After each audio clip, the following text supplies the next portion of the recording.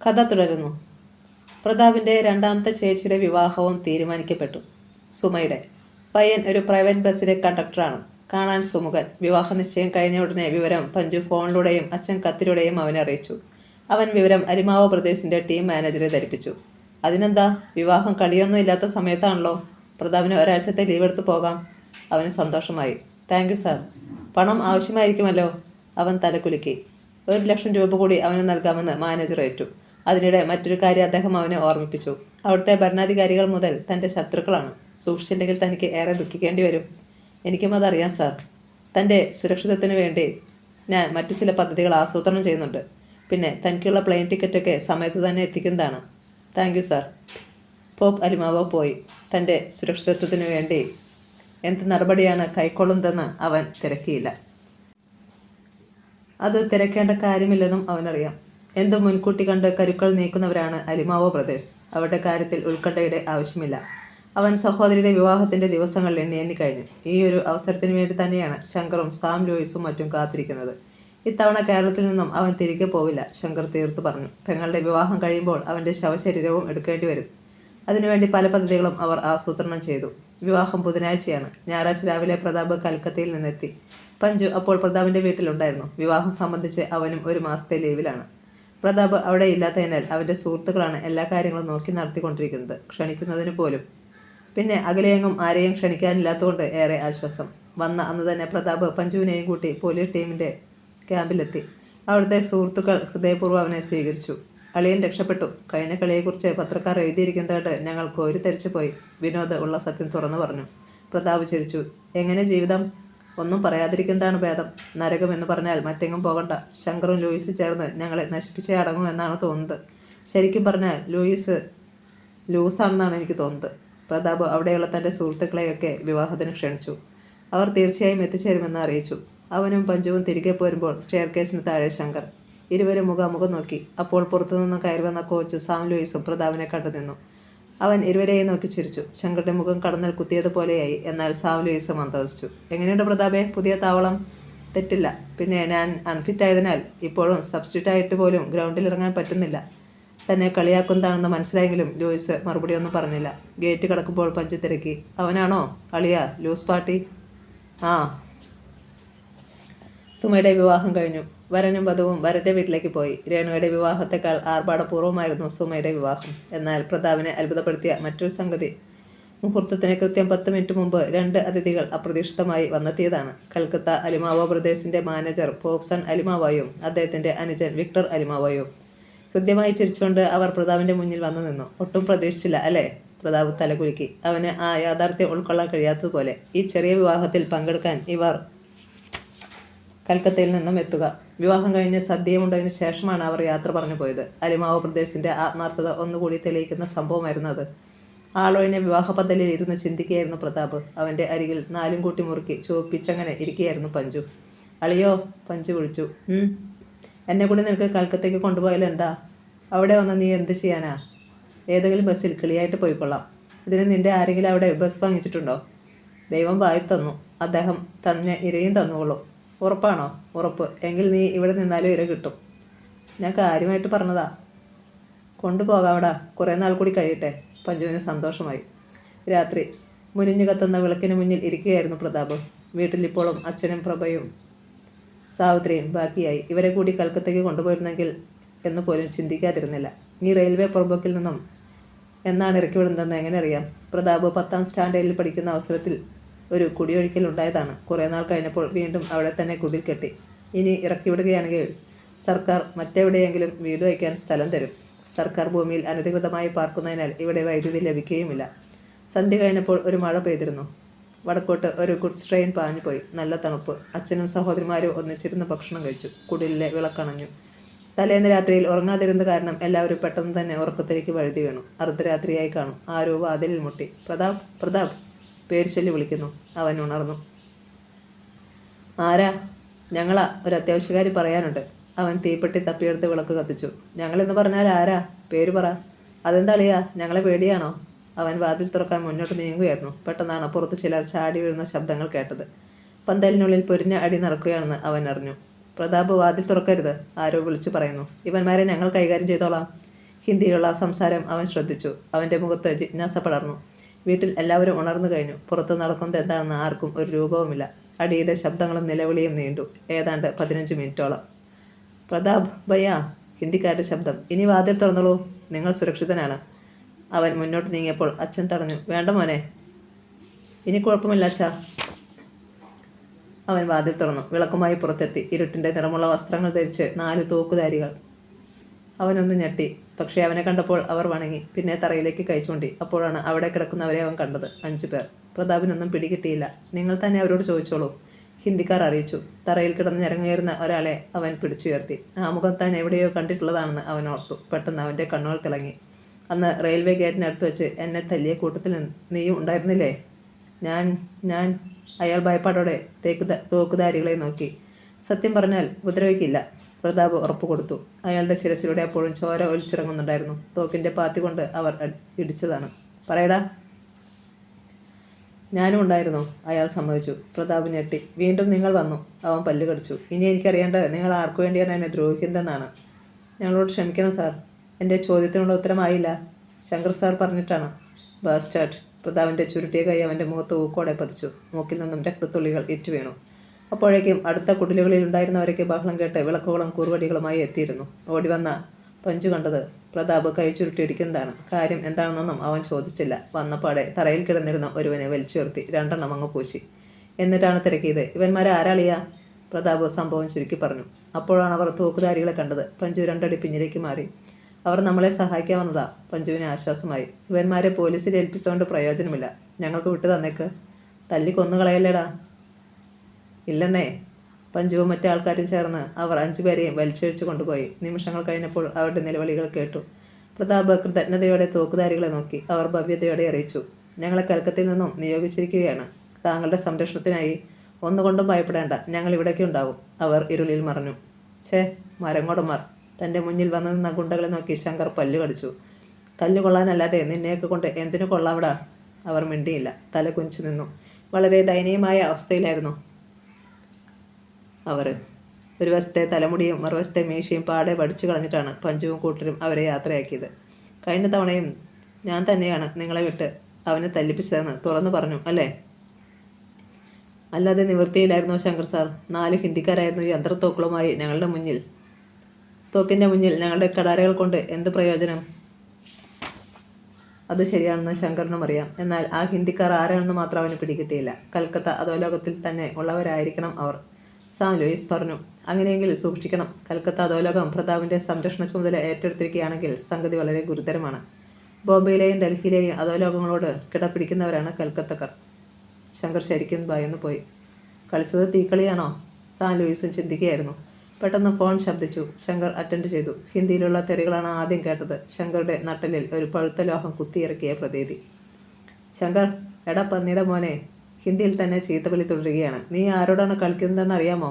ശങ്കർ ശ്വാസം വിടാൻ പോലും മറന്നു നിന്നു. അവൻ്റെ തലച്ചോറിനുള്ളിൽ അപകടത്തിൻ്റെ കനലുകൾ കുത്തിത്തുടങ്ങിയിരുന്നു. ഇനി നീ പ്രതാപിന് നേരെ ചെറുവിരൽ അനക്കിയാൽ നിന്റെ മൃതദേഹം പോലും ഞങ്ങൾ വച്ചേക്കില്ല, പറഞ്ഞേക്കാം. അവൻ ശബ്ദിച്ചില്ല. മറുതലയ്ക്കിൽ നിന്ന് വീണ്ടും എന്തൊക്കെയോ പറയുന്നുണ്ടായിരുന്നു. അവൻ റിസീവർ താഴ്ത്തി. ഇനി നമ്മളും ഇങ്ങനെ കളിച്ചു രസിച്ച് നടന്നാൽ പോരാ. സാൻ ലൂയിസ് സംസാരിച്ചു. പ്രാക്ടീസ് ഞാൻ കർശനമാക്കാൻ പോവുകയാണ്. കേരളത്തിൽ വെച്ച് തന്നെ നടക്കുന്ന വേൾഡ് കപ്പിൽ നമ്മൾ തോറ്റാൽ അതിൽ പരം ഒരു നാണക്കേടുണ്ടാകാനില്ല. പ്രതാപ് പോയാലും പോലീസ് പ്രതാപികളാണെന്ന് എല്ലാവരും അറിയണം. ഞാനും സാറിനോട് അതങ്ങോട്ട് പറയാൻ ഭാവിക്കുകയായിരുന്നു. നമുക്കൊന്ന് കളിച്ചു നോക്കാം. വേൾഡ് കപ്പ് ഇത്തവണ നമുക്ക് കിട്ടണം. പ്രതാപിനോടുള്ള കോപവും അടക്കി പിടിച്ചുകൊണ്ടാണ് ശങ്കർ വീട്ടിലെത്തിയത്. അപ്പോൾ നേരം പുലർന്നു വരുന്നതേ ഉണ്ടായിരുന്നുള്ളൂ. മീര എണീറ്റിട്ടില്ല. അവൻ മുറിയിലേക്ക് കടന്നു ചെല്ലുന്നത് പോലും അവൾ അറിഞ്ഞില്ല. അതോ അങ്ങനെ അഭിനയിക്കുകയാണോ?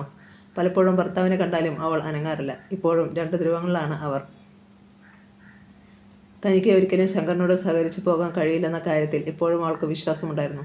ഈ കഴിഞ്ഞ ദിവസമാണ് അവൾ മറ്റൊരു സത്യം അറിഞ്ഞത്. ശങ്കറിൻ്റെ സന്തതി തൻ്റെ വയറ്റിൽ രൂപം കൊള്ളുന്നു. വല്ലാത്ത വെറുപ്പ് തോന്നി അവൾക്ക്. തൻ്റെ ഗർഭപാത്രത്തിൽ ഒരു കരിന്തേളോ മറ്റോ ആണ് കിടക്കുന്നതെന്ന് തോന്നൽ. ഷർട്ട് അഴിച്ചെറിയുന്നതിനിടയിൽ ശങ്കർ തല തിരിച്ചു. എടി. മീര കണ്ണു തുറന്നു. പക്ഷേ ഒന്നും ചോദിച്ചില്ല. എണീറ്റുമില്ല. അവൻ്റെ കണ്ണുകളിൽ കോപം ആളിക്കത്തി. എണീറ്റ് പോടി നായൻ്റെ മോളെ. അവൾ അത് അവഗണിച്ചു. അവൻ അവളെ പിടിച്ചുയർത്തി 2 കവളുകളിലും മാറി മാറി അടിച്ചു. അവൾ കരഞ്ഞില്ല. കാമുകർ സ്ഥലത്തുണ്ട്. പോകുന്നില്ലടി കാണാൻ. കാണണമെന്ന് തോന്നിയാൽ പോകും. അതിനാരുടെയും ലൈസൻസ് വേണ്ട എനിക്ക്. ആ, നീ പോകും അല്ലേ? തലമുടിയിൽ കുത്തിപ്പിടിച്ച് മുകളിലേക്ക് ഉയർത്തി പിന്നോട്ട് ആഞ്ഞു തള്ളി അവൻ അവളെ. പ്രതാപ് കൽക്കത്തയ്ക്ക് മടങ്ങിപ്പോയി. ഗോൾഡ് കപ്പിന് കേരളം അണിഞ്ഞൊരുങ്ങുകയായിരുന്നു. മിക്കവാറും ഫെഡറേഷൻ കപ്പും ഇത്തവണ കേരളത്തിൽ വെച്ച് നടക്കാനായിരുന്നു സാധ്യത. കേരള പോലീസ് ടീം കടുത്ത പ്രാക്ടീസുകളിൽ മുഴുകി. ശങ്കറും സുഹൃത്തുക്കളും മദ്യപാനം കുറച്ചു. ഇപ്പോൾ അവർക്ക് നേരത്തെയുള്ളതിനേക്കാൾ ആത്മവിശ്വാസം കൈവന്നിരിക്കുന്നു. ഗോൾഡ് കപ്പിൻ്റെ ഫിക്സ്ചർ പ്രസിദ്ധപ്പെടുത്തി. കേരളം സി പൂളിലും കൽക്കത്ത അലിമാവ ബ്രദേഴ്സ് എ പൂളിലും. ഫുട്ബോൾ മാമാങ്കത്തിൻ്റെ നാളുകൾ അടുത്തു വരികയാണ്. ആര് ജയിക്കുമെന്ന് പ്രവചിക്കുവാൻ വിദഗ്ധർ മടിച്ചു. കാരണം ഫുട്ബോൾ എന്ന് പറയുന്നത് ഏതു നിമിഷവും ഒരു അട്ടിമറി നടന്നേക്കാവുന്ന മത്സരമാണ്. മാത്രമല്ല ഭാഗ്യവും വേണം.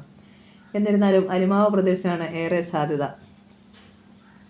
ഏവരും കൽപ്പിച്ചിരിക്കുന്നത്. ഇതിനിടെ ശങ്കറും കോച്ച് സാം ലൂയിസും ചേർന്ന് മറ്റൊരു പദ്ധതി തയ്യാറാക്കി. അതനുസരിച്ച് ഒരു മനുഷ്യൻ തിരുവനന്തപുരം എയർപോർട്ടിൽ വന്നിറങ്ങി. അയാളെ കാത്ത് എയർപോർട്ടിന് പുറത്ത് ശങ്കറുടെ കാറുണ്ടായിരുന്നു. 6 അടിയിലധികം ഉയരവും അതിന് തക്ക വണ്ണവുമുള്ള ഒരു മനുഷ്യൻ. ഒരു വൃത്താകൃതിയുള്ള കറുത്ത കണ്ണട ധരിച്ചിരുന്നു. ചുണ്ടിലിരുന്ന വിദേശ നിർമ്മിതമായ സിഗരറ്റ് എരിയുന്നു.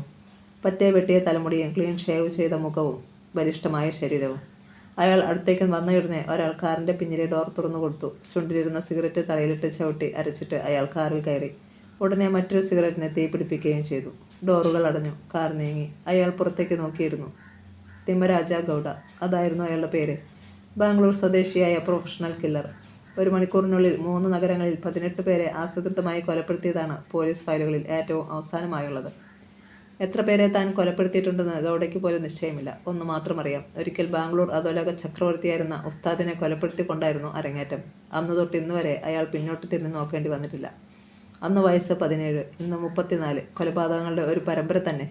ഇലക്ഷൻ സമയങ്ങളിൽ ഗൗഡ വടക്കേ ഇന്ത്യയിലാണ്. കൊല്ലപ്പെടുവാൻ പോകുന്ന സ്ഥാനാർത്ഥികളുടെ ഒരു നീണ്ട ലിസ്റ്റ് തന്നെ ഉണ്ടാവും. ഇവിടെ ആരാണാവോ തൻ്റെ ഇര? ഒരു തമാശയോടെ ഗൗഡ ഓർത്തു. അവൻ്റെ അവസാനത്തെ അത്താഴത്തിൻ്റെ സമയം അടുത്തു കഴിഞ്ഞു. കാർ അധികം ആൾപ്പാർപ്പില്ലാത്ത ഒരു ഭാഗത്തെ കെട്ടിടത്തിന് മുന്നിൽ നിന്നു. മുഖം നിറയെ പുഞ്ചിരിയുമായി കാത്തു നിൽക്കുകയായിരുന്നു ശങ്കറും സാം ലൂയിസും.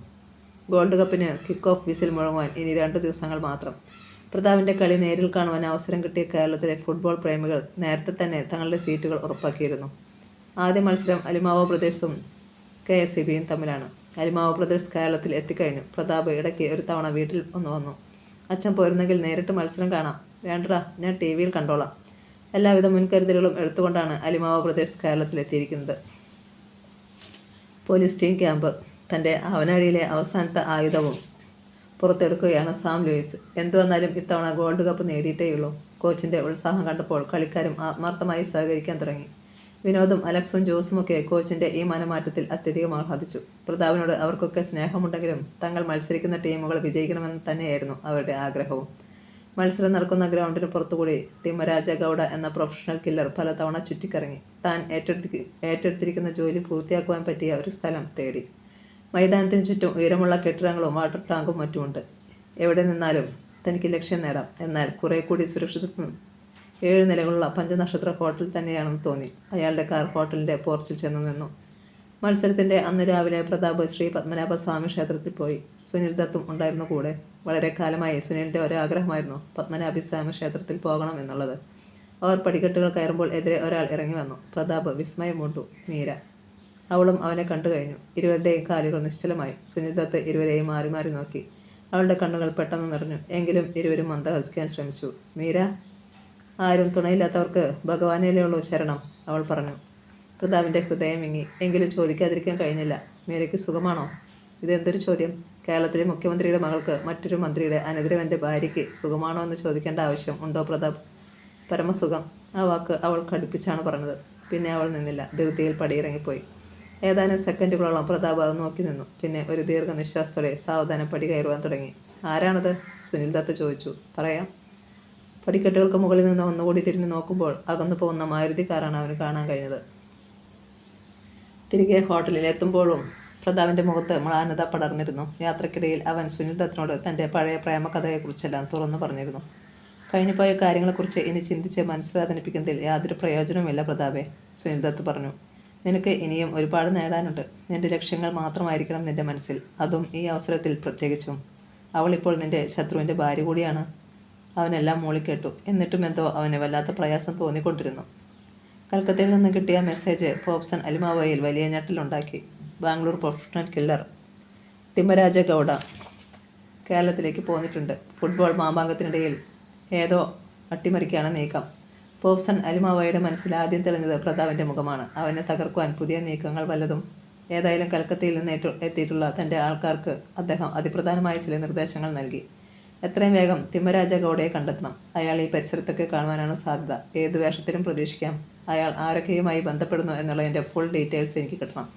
എവിടെയാണ് അയാളുടെ താവളമെന്നും. അനുയായികൾ വിവിധ ഭാഗങ്ങളിലേക്ക് പാഞ്ഞു. പോപ്സൺ അലിമാവോ ഒരു ചുരുട്ടിന് തീ കൊളുത്തി. ജനാലയ്ക്കിൽ നിന്ന് തിമ്മഗൗഡ അകലേക്ക് നോക്കി. ഗാലറിക്ക് മുകളിലൂടെ കളിക്കളം വ്യക്തമായി കാണാം. 7-ാം നിലയിൽ തന്നെയായിരുന്നു അയാളുടെ റൂം. ഇവിടെ നിന്നുകൊണ്ട് തനിക്ക് അനായാസന ലക്ഷ്യം നേടാനാവുന്നതേയുള്ളൂ. പിന്നെ ഒരു പ്രശ്നമുള്ളത്, അവൻ നിശ്ചലമാകുന്ന അവസരങ്ങൾ വിരളമായിരിക്കും എന്നതാണ്. എന്തായാലും ലക്ഷ്യം നേടിക്കഴിഞ്ഞാൽ പിന്നീട് ഒരു നിമിഷം ഇവിടെ നിൽക്കുന്ന പ്രശ്നമില്ല. പ്രത്യേകിച്ചും ഇത് കേരളമാണ്. തന്നെ കൊണ്ട് കാര്യങ്ങൾ ചെയ്യിച്ചിട്ട് തന്നെ പ്രതിയാക്കി കസ്റ്റഡിയിലെടുക്കുവാനും ഇവിടുത്തെ പോലീസ് മടിച്ചെന്ന് വരില്ല. മുഖ്യമന്ത്രിയുടെ മരുമകനും മറ്റും പൊടിത്തട്ടി കടന്നു പോയെന്ന് വരും. ആപ്പിലാകുന്നത് താനാണ്. അതുകൊണ്ട് ആദ്യം പ്രതിഫലം തീർത്ത് വാങ്ങേണ്ടിയിരിക്കുന്നു. തിമ്മരാജഗൗഡ വേഗം പെട്ടി തുറന്നു. വിവിധ രൂപത്തിലുള്ള മാസ്കും ടോപ്പുമൊക്കെ അതിനുള്ളിലുണ്ടായിരുന്നു. അയാൾ നിമിഷം കൊണ്ട് വയോവൃദ്ധനായ ഒരു വൈദികനായി മാറി. ലോഹയും കുരിശുമാലയും അണിഞ്ഞ് റിസപ്ഷൻ കൗണ്ടറിലിരുന്ന സുന്ദരിയായ യുവതി അമ്പരന്നു. കാരണം ഇവിടെ ഒരു വൈദികൻ താമസമില്ല. ആരെങ്കിലും കാണുവാനായി വന്നതും ഓർമ്മയില്ല. വൈദികൻ കാറിൽ കയറി. അത് കുതിച്ചു. അങ്ങനെയൊക്കെ ഇപ്പോൾ പറഞ്ഞാൽ. ശങ്കർ കോച്ച് ലൂയിസിൻ്റെ മുഖത്തേക്ക് ശ്രദ്ധിച്ചിട്ട് വീണ്ടും ഗൗഡയെ നോക്കി. നേരത്തെ പറഞ്ഞിരുന്നത് ജോലി കഴിഞ്ഞ് കൂലി മതിയെന്നല്ലേ? അതൊക്കെ ശരി തന്നെ. പക്ഷേ കൃത്യം നടന്നു കഴിഞ്ഞാൽ കേരളം മുഴുവൻ അരിച്ചു പെറുക്കിയാലും എന്നെ കാണരുതെന്ന് നിർബന്ധമുണ്ട്. പിന്നെ നിങ്ങൾക്ക് താല്പര്യമില്ലെങ്കിൽ ഞാൻ ബിസിനസ്സിൽ നിന്നും പിന്മാറാം. അത് വേണ്ട, ശങ്കർ പെട്ടെന്ന് പറഞ്ഞു. ഞങ്ങൾക്ക് നിങ്ങളെ വിശ്വാസമാണ്. പണം ഞങ്ങൾ തരാം. എത്ര ദിവസങ്ങൾക്കുള്ളിൽ അവൻ മരിക്കും? സാം ലൂയിസ് ഇടയ്ക്ക് കയറി തിരക്കി. അതിപ്പോൾ പറയാൻ പറ്റില്ല, അയാൾ പറഞ്ഞു. കിട്ടുന്ന അവസരങ്ങൾ പോലിരിക്കും. കാര്യം സാധിക്കണം. സാധിക്കാതെ ഞാൻ പോകില്ല. മത്സരം അവസാനിക്കുന്ന ആ ദിവസത്തിന് മുമ്പ് അവനെ ഞാൻ പെട്ടിയിലാക്കിയേക്കാം. പോരെ? അത് മതി. ശങ്കർ ബാക്കി തുക കൂടി എണ്ണിക്കൊടുത്തു. പ്രതാപിനെ വധിക്കുന്നതിനുള്ള കൂലി 5 ലക്ഷം രൂപ. നിറഞ്ഞ മനസ്സോടെ പെട്ടി അടച്ചിട്ട് അയാൾ യാത്ര പറഞ്ഞിറങ്ങി. ശങ്കർ സംതൃപ്തിയോടെ ചിരിച്ചു. ഏതു നിമിഷവും ഇവൻ കടന്നു വരുമെന്ന് എനിക്ക് ഉറപ്പുണ്ടായിരുന്നു. അതുകൊണ്ടാണ് ഞാൻ പണം സൂക്ഷിച്ചിരുന്നത്. തിമ്മരാജഗൗഡയുടെ കാർ പായുകയായിരുന്നു. ഡ്രൈവിങ്ങിലും അയാൾ അസാധാരണ മനുഷ്യൻ തന്നെ. എന്നാൽ തൊട്ടുപിന്നിൽ കുതിച്ചുകൊണ്ടിരുന്ന മറ്റൊരു വാഹനവും ഉണ്ടായിരുന്നു. മാരുതി ജിപ്സി. അതിൽ പോപ്സൺ അലിമാവോയുടെ അനുയായികളായിരുന്നു. 1-2 തവണ തിമ്മരാജഗൗഡ റിയർ വ്യൂ മിററിലൂടെ പിന്നാലെ വരുന്ന മാരുതി ജിപ്സി കണ്ടു. ആദ്യം അതത്ര കാര്യമായി എടുത്തില്ലെങ്കിലും അല്പനേരം കഴിഞ്ഞപ്പോൾ അതിൻ്റെ വരവിൽ അയാൾക്ക് പന്തികേട് തോന്നി. അറിയണമല്ലോ, എന്നാലൊന്നറിയണമല്ലോ. ഗൗഡയുടെ പിന്നാലെ വരിക എന്ന് പറഞ്ഞാൽ കാലിൻ്റെ പിന്നാലെ വരിക എന്നാണ് അർത്ഥം. അത്രയ്ക്ക് ചങ്കൂറ്റമോ? അതും ഈ കൊച്ചു കേരളത്തിലെ സന്തതികൾക്ക്. ആഹാ! ഗൗഡ കാൽ ഒന്നുകൂടി ആക്സിലേറ്ററിൽ അമർത്തി. കാർ പറന്നു. കളിച്ചു നോക്കാം. അറിയില്ലെങ്കിൽ ഗൗഡ കളി പഠിപ്പിക്കാം. എന്നാൽ മാരുതി ജിപ്സിയുടെയും വേഗത ഒന്നിനൊന്ന് വർദ്ധിച്ചു. അത് ശരി, മുടിഞ്ഞ പുള്ളിങ്ങാണല്ലോ ജിപ്സിക്ക്. ഗൗഡയുടെ കണ്ണുകളിൽ കുറുക്കൻ്റെ കൗശലം. ശത്രുക്കളെ കുരങ്ങ് കളിപ്പിക്കുന്നത് അയാൾക്ക് രസമാണ്. നിരുത്തുകളിലൂടെ അലറിക്കരുന്ന ഈ 2 വാഹനങ്ങൾ കണ്ട് ജനം അമ്പരന്നു. അവ പോയ വഴിയിലേക്ക് അവർ ഉറ്റുനോക്കി. പക്ഷേ കുറേ പൊടിയിളകുന്നത് മാത്രമേ അവർക്ക് കാണുവാൻ കഴിഞ്ഞുള്ളൂ. ഗൗഡയ്ക്ക് ഒരു സിഗരറ്റ് പുകയ്ക്കണമെന്ന് തോന്നി. അയാൾ ഒരു ചെയിൻ സ്മോക്കറാണല്ലോ. പക്ഷേ സമയമില്ല. ജിപ്സിയെ കബളിപ്പിച്ചേ പറ്റൂ. മത്സരം തുടങ്ങാനുള്ള സമയമായിരിക്കുന്നു. കീശയിൽ തപ്പി നോക്കി. റിവോൾവറും ഭദ്രമാണ്. ഇതിൻ്റെ ആവശ്യമില്ല കൊച്ചു പിള്ളേർക്ക്. ഇടത് കൈകൊണ്ട് ഗൗഡ പെട്ടി തുറന്നു. അതിൻ്റെ ചെറിയ കള്ളിൽ നിന്നും 3 ഇഞ്ച് വ്യത്യാസം വരുന്ന ഒരു ഉരുണ്ട വസ്തു പുറത്തെടുത്തു. ഇടത് കൈകൊണ്ട് സ്റ്റിയറിംഗ് പിടിച്ച് വലത് കൈ പുറത്തേക്കിട്ട് അത് പിന്നിലേക്ക് എറിഞ്ഞു. ഒരു സെക്കൻഡ്. അതിശക്തമായൊരു സ്ഫോടനം. മാരുതി ജിപ്സി അതിൻ്റെ മുകളിലെത്തിയ സമയത്ത് തന്നെയായിരുന്നു അത്. റിവ്യൂ മീറ്ററിലൂടെ ആ കാഴ്ച കണ്ട് ഗൗഡ കാറിൻ്റെ വേഗത കുറച്ചു. ജീപ്പ് നേരെ മുകളിലേക്ക് ഉയർന്നു. വന്ന വേഗത്തിൽ തന്നെയായിരുന്നതിനാൽ കാണാൻ നല്ല രസമുണ്ട്. പറക്കുകയാണെന്നേ തോന്നൂ. അന്തരീക്ഷത്തിൽ വെച്ച് തന്നെ ജീപ്പ് പൊട്ടിത്തകർന്നു. അതിൻ്റെ ഭാഗങ്ങളോടൊപ്പം മനുഷ്യ ശരീരവും ചിതറിപ്പോയി. ഗൗഡ ഒരു സിഗരറ്റിന് തീ കൊളുത്തി. ആശ്വാസം. ഇങ്ങനെയായിരിക്കും ഗൗഡയോട് കളിച്ചാൽ. ആൾക്കാർ കൂടുന്നത് കണ്ട് ഒന്നും സംഭവിക്കാത്ത മാതിരി അയാൾ കാർ വിട്ടു. My God! റിസീവറും കയ്യിൽ പിടിച്ചുകൊണ്ട് അലിമാവോ ബ്രദേഴ്സ് ടീം മാനേജർ പോപ്സൺ അലിമാവോ നിലവിളിച്ചു. എന്താ ചേട്ടാ? വിക്ടർ അലിമാവോ ഉദ്യോഗത്തോടെ തിരക്കി. തിമ്മരാജഗൗഡയെ പിന്തുടർന്ന നമ്മുടെ ആൾക്കാരെ അയാൾ തകർത്തു കളഞ്ഞു. ഒറ്റയാൾ പോലും ജീവനോടെ ഇല്ലെന്ന്. നെഞ്ചിൽ ശ്വാസതടസ്സം ഉണ്ടായത് വിക്ടർ അറിഞ്ഞു. ഇനി എന്ത് ചെയ്യും? എല്ലാവരും വാനിൽ കയറി കഴിഞ്ഞു. ഒരു കാര്യം ചെയ്യ്. നീ കൽക്കത്തയുമായി ബന്ധപ്പെട്. ഇവിടെയുള്ള ബാക്കി ആൾക്കാരെ പെട്ടെന്ന് വിളിക്കൂ. കളിക്കളത്തിൽ വെച്ച് പ്രതാപിനും യാതൊന്നും സംഭവിക്കരുത്. അക്കാര്യമൊക്കെ ഞാൻ നോക്കിക്കൊള്ളാം. ചേട്ടൻ ധൈര്യമായിട്ട് പോയിക്കോളൂ. പോപ്സൺ പുറത്തു വന്ന് വാനിൽ കയറി. അത് സ്റ്റേഡിയം ലക്ഷ്യമാക്കി നീങ്ങി. യാതൊരു ധൃതിയും കൂടാതെ തിമ്മരാജഗൗഡ ഹോട്ടലിലെ തൻ്റെ മുറിയിലെത്തി. ജനാല തുറന്നിട്ട് നോക്കി. സ്റ്റേഡിയത്തിൻ്റെ ഗാലറികളിൽ ജനങ്ങൾ നിറഞ്ഞിരിക്കുന്നു. ബൈനോക്കുലറിലൂടെ ശ്രദ്ധിച്ചു നോക്കി. ഒഴിഞ്ഞുകിടന്നിരുന്ന സ്റ്റേഡിയം കാണുന്നത് പോലെയല്ല ഇപ്പോൾ. ആൾക്കാർ ഇരിക്കുന്നത് കാരണം മധ്യഭാഗം മുതൽ കിഴക്കോട്ടുള്ള ഭാഗം വരെ മാത്രമേ കാണാൻ കഴിയൂ. കുഴപ്പമായോ? ഗൗഡയുടെ നെറ്റി ചുളിഞ്ഞു. കാണികൾ എണീറ്റ് നിൽക്കാതിരുന്നാൽ പ്രതാപിനെ തനിക്ക് ഇവിടെ നിന്ന് കാണാം. കണ്ടു കഴിഞ്ഞാൽ ഏതാനും സെക്കൻഡുകൾ കിട്ടിയാൽ മതി. വല്ല ഫൗൾ കിക്ക് എടുക്കുകയോ മറ്റോ ആണെങ്കിൽ വളരെ സൗകര്യമായി. ഒരു സിഗരറ്റിന് തീ പിടിപ്പിച്ചുകൊണ്ട് കിടക്കയിലിരുന്നു. ഗ്ലൗസ് എടുത്തണിഞ്ഞു. കിടക്ക ഉയർത്തിയപ്പോൾ അതിനിടയിൽ സെറ്റ് ചെയ്തു വെച്ചിരിക്കുന്ന ടെലസ്കോപ്പിക് ഗൺ കണ്ടു.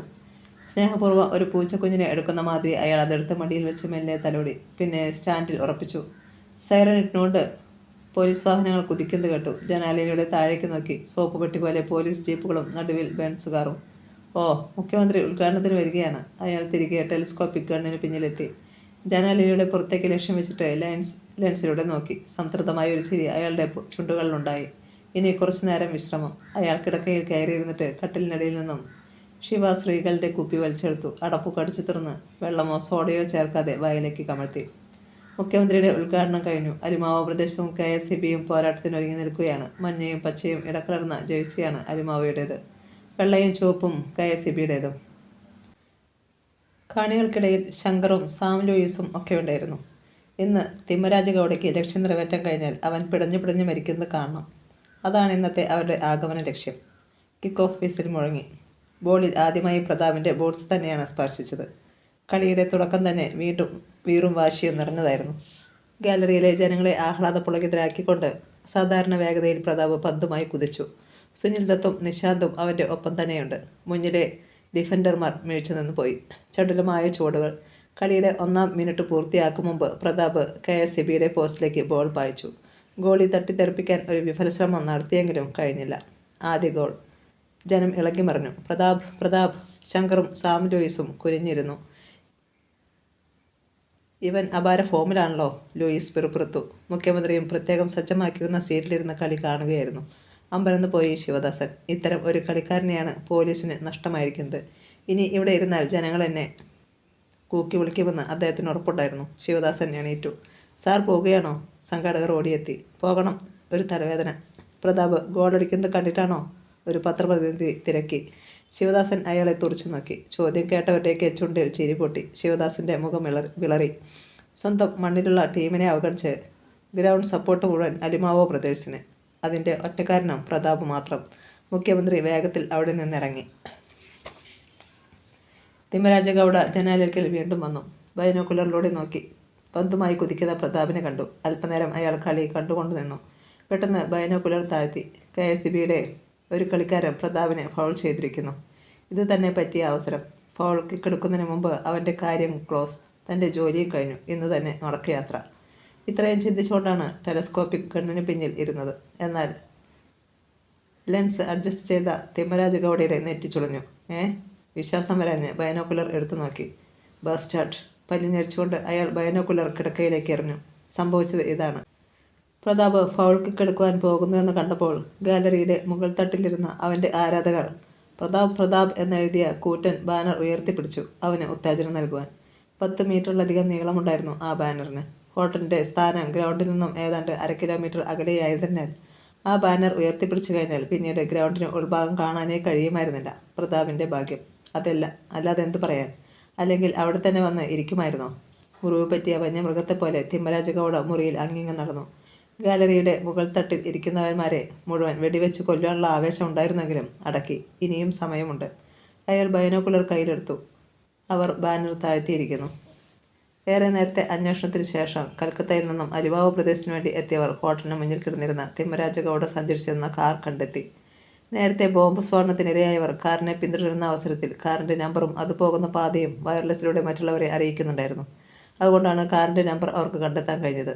അപ്പോൾ ഗൗഡ ഈ കെട്ടിൽ തന്നെ കാണുമെന്ന് തോന്നുന്നത്. അവർ വിക്ടർ അലിമാവോയ്ക്ക് മെസ്സേജ് നൽകി.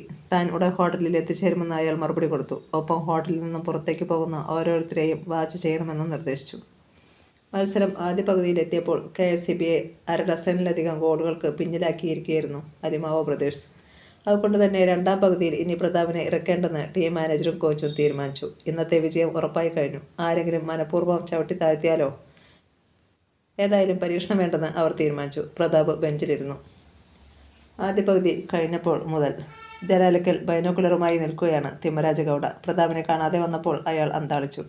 യാദൃശ്ചികമായി അയാളുടെ കണ്ണുകൾ താഴെ റോഡിലേക്ക് നീണ്ടു. ആ കണ്ണുകളിൽ ഒരു ഞെട്ടൽ. റോഡിന്റെ ഓരം ചേർന്ന് ഹോട്ടലിനെതിരെ നിർത്തിയിട്ടിരിക്കുന്ന ഒരു മാരുതി വാനിൽ ഇരുന്നുകൊണ്ട് ആരോ ഹോട്ടലിലേക്ക് ബൈനോക്കുലർ വഴി ശ്രദ്ധിക്കുന്നു. അപകടം. ഗൗഡ അപകടം മണത്തു. ആ കാര്യത്തിൽ അയാൾ ഒരു പോലീസ് നായേക്കാൾ മിടുക്കനായിരുന്നു. ഗൗഡ പെട്ടെന്ന് പിന്മാറി. തന്നെ വിടാതെ ആരോ പിന്തുടരുന്നുണ്ട്. ഇനി ഇവിടെ താമസിച്ചുകൂടാ. വേഗത്തിൽ അയാൾ ഗൺ പാർട്സുകളാക്കി പെട്ടിയിൽ നിക്ഷേപിച്ചു. ഞൊടിയിടയിൽ വേഷം മാറി. പുറത്തിറങ്ങി വാതിൽ പൂട്ടി. ലിഫ്റ്റിന് നേരെ നടന്നിട്ട് പെട്ടെന്ന് പിന്തിരിഞ്ഞ് കോണിപ്പടി വഴി താഴേക്ക് നടന്നു. ഈ അവസരത്തിൽ ലിഫ്റ്റിൽ മുകളിലേക്ക് വരികയായിരുന്നു വിക്ടർ അലിമാവോയും കൂട്ടരും. മാരുതി വാനിൽ ഇരുന്നുകൊണ്ട് ജനാലയിൽ നിന്ന് ബൈനോക്കുലറിലൂടെ കളിക്കളത്തിന് നേരെ നോക്കുന്ന മനുഷ്യനെ അവർ കണ്ടിരുന്നു. അയാൾ തന്നെയാണ് ശത്രുവെന്ന് അവർ ഉറപ്പിച്ചു കഴിഞ്ഞിരുന്നു. ഒന്നും സംഭവിക്കാത്ത മട്ടിൽ പുറത്തു വന്ന ഗൗഡ ഞൊടിയിടയിൽ തൻ്റെ കാറിൽ കയറി. കാർ ഗേറ്റ് കടന്ന് പറന്നു. അലിമാവോ ബ്രദേഴ്സ് താമസിക്കുന്ന ഹോട്ടൽ. എല്ലാവരും തിരികെ എത്തിയിരുന്നു. ഇടവേളയ്ക്ക് ശേഷം KSEBക്ക് 3 ഗോൾ കൂടി വീഴ്ത്തിയിരുന്നു. അതും 3ഉം സുനിൽ ദത്തിൻ്റെ ബൂട്ട്സുകളിൽ നിന്നായിരുന്നു. കളിക്കാർ കുളിയും ഭക്ഷണവും കഴിഞ്ഞ് വിശ്രമിക്കുമ്പോൾ മറ്റൊരു മുറിയിൽ പോപ്സൺ, അലിമാവോയും വിക്ടറും തങ്ങളുടെ പാളിപ്പോയ ഓപ്പറേഷന് പുതിയ മാനങ്ങൾ തേടുകയായിരുന്നു. ഏതായാലും അവൻ പിന്മാറുമെന്ന് എനിക്ക് ഒട്ടും വിശ്വാസമില്ല. ഗൗഡയെക്കുറിച്ച് ഞാൻ കേട്ടിട്ടുണ്ട്. വളരെ തന്ത്രശാലിയും അപകടകാരിയുമാണ് അയാൾ. അച്ചാരം വാങ്ങിയിട്ടുണ്ടെങ്കിൽ അയാൾ ലക്ഷ്യം കണ്ടിരിക്കും. പോപ്സൺ തീർത്ത് പറഞ്ഞു. ഒരു മാർഗം പാളിപ്പോയതുകൊണ്ട് അടുത്ത മാർഗം അവൻ തിരഞ്ഞെടുക്കും. തർക്കമില്ല. എന്തായാലും കളിക്കാർ ആരും ഇതറിയണ്ട. അങ്ങനെ വന്നാൽ അവർ പതറിപ്പോകും.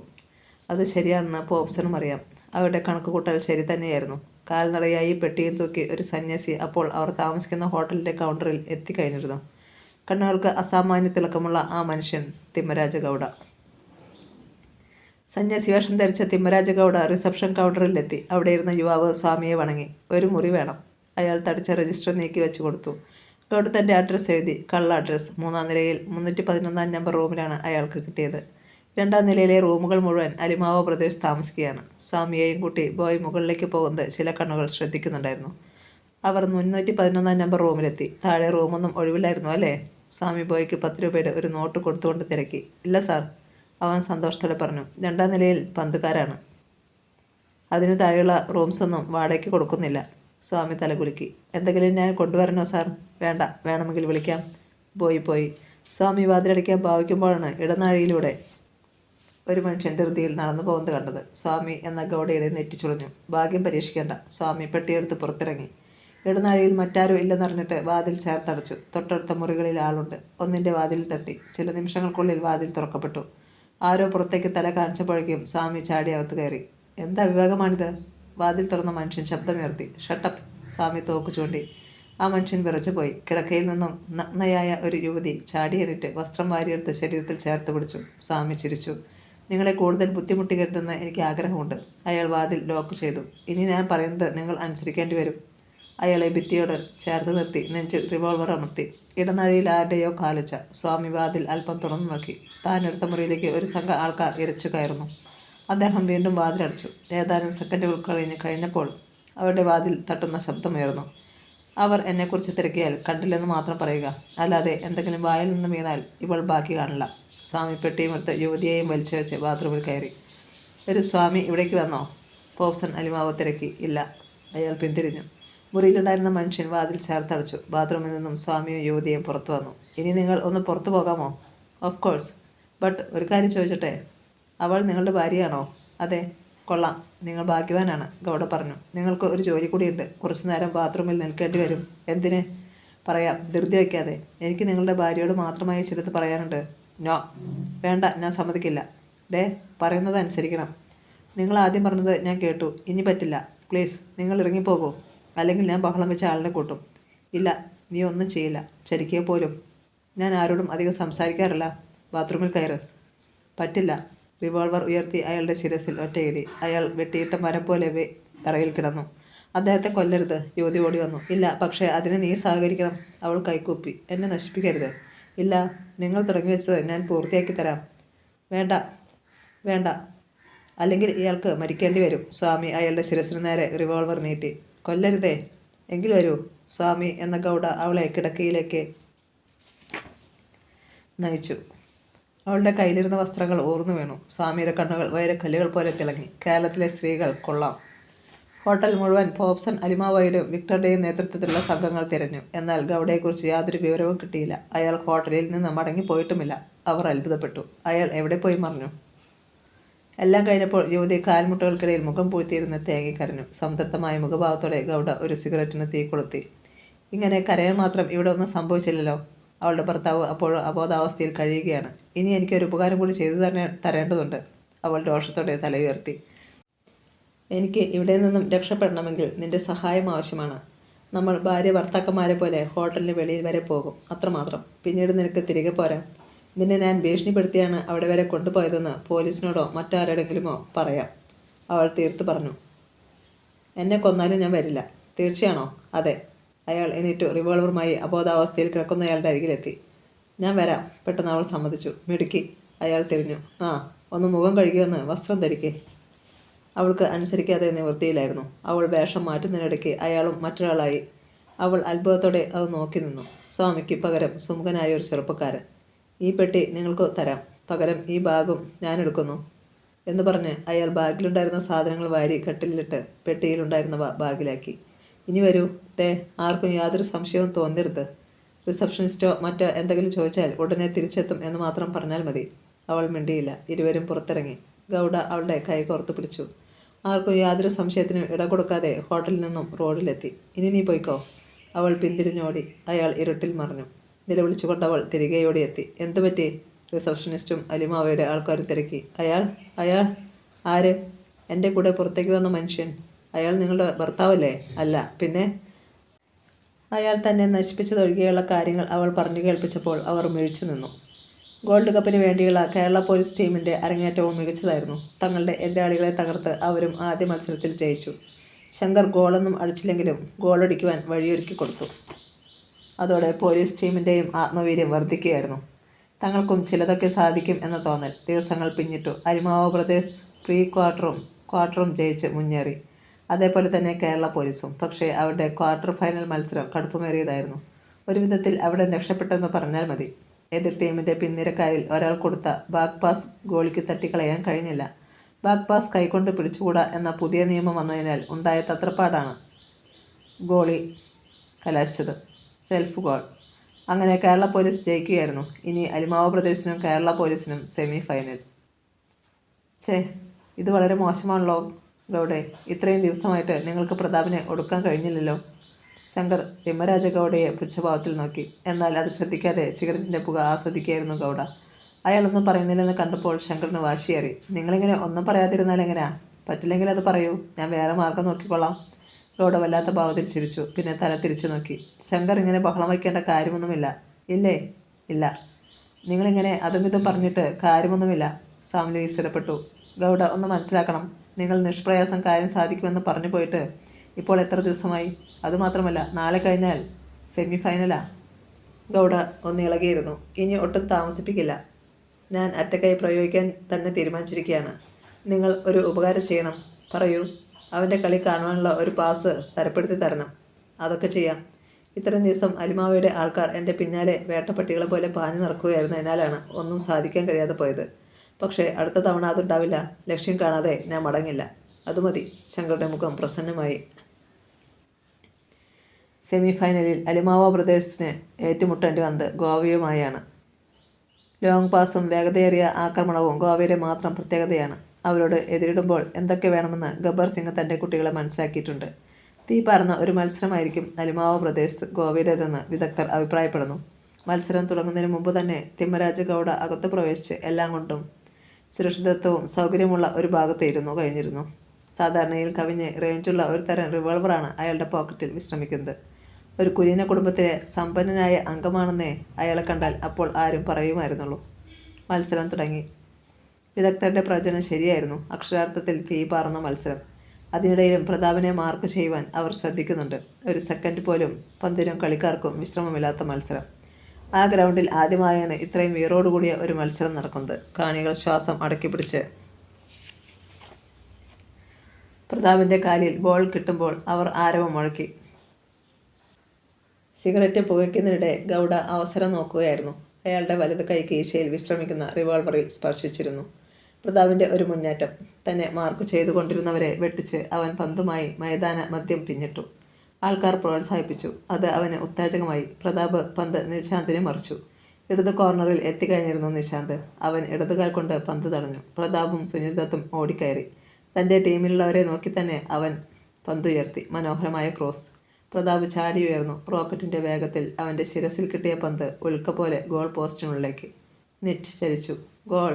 കാണികളുടെ ആരവത്തിനിടയിൽ ആഹ്ലാദത്തോടെ കൈ ഉയർത്തിപ്പിടിച്ച് ഓടുകയായിരുന്നു പ്രതാപ്. പെട്ടെന്ന് ഗാലറിയിൽ തിമ്മരാജ ഗൗഡ എണീറ്റു. സ്റ്റേഡിയം നടുക്കുമധ്യത്തിൽ ഒരു വെടി മുഴങ്ങി. ഒരു നിമിഷം കൊണ്ട് എല്ലാം ശാന്തം. ജനങ്ങളുടെ ആരവം നിലച്ചു. കളിക്കാർ പിടിച്ചു നിർത്തിയതുപോലെ നിന്നു. എന്താണുണ്ടായത്? അപ്പോൾ ഗ്രൗണ്ടിൽ തറഞ്ഞതുപോലെ നിന്നുപോയ പ്രതാപ് ഒരു അലർച്ചയോടെ തറയിൽ വീണു. My God! പോപ്സൺ അലിമാവോ സീറ്റിൽ നിന്നും ചാടി എണീറ്റു. തറയിൽ കിടന്ന് പുളയുകയാണ് പ്രതാപ്. ഏവരും നടുങ്ങിപ്പോയി. ഗാലറിക്ക് മുകളിൽ റിവോൾവറുമായി നിൽക്കുന്ന തിമ്മരാജ ഗൗഡയുടെ സമീപമിരുന്ന ജനങ്ങൾ ഭീതിയോടെ ചിതറിയോടി. പോലീസുകാർ അയാൾക്കു നേരെ കുതിച്ചു ചെന്നു. ഗൗഡ സമയം പാഴാക്കിയില്ല. ഗാലറിയിൽ നിന്നും പിൻഭാഗത്തു കൂടി താഴേക്ക് എടുത്തുചാടി. അനായാസന തറയിൽ രണ്ടു കാലുറപ്പിച്ച് അയാൾ നിന്നു. പിടിക്കവനെ! ആരൊക്കെയോ അലറി. ഗൗഡ അവിടെ നിന്നോടി. പോലീസുകാരും അലിമാവോ പ്രദേശിൻ്റെ ആൾക്കാരും പിന്നാലെ. കളി കാണാനെത്തിയ ആൾക്കാരുടെ കാറുകൾക്കിടയിൽ എവിടെയോ അവൻ ഊളിയിട്ടു. പോലീസും കൽക്കത്തയിൽ നിന്നെത്തിയവരും അവനെ തിരഞ്ഞു. പൊടുന്നനെ ഒരു കാർ സ്റ്റാർട്ടായി. വെടിയുണ്ട പോലെ അത് പാഞ്ഞു വന്നു. സ്റ്റോപ്പ്! സ്റ്റോപ്പ്! ഒരു പോലീസുകാരൻ കൈ കാണിച്ചു. പക്ഷേ അയാളെ ഇടിച്ച് തെറിപ്പിച്ചുകൊണ്ട് കാർ പാഞ്ഞുപോയി. പ്രതാപിൻ്റെ ചുറ്റും ഓടിക്കൂടിയ കളിക്കാർ നടക്കുന്ന ഒരു കാഴ്ച കണ്ടു. അവൻ്റെ ശരീരം നിറയെ ചോരയാണ്. പോലീസുകാർ ഓടിയെത്തി അവന് ചുറ്റും ഒരു വലയം സൃഷ്ടിച്ചു.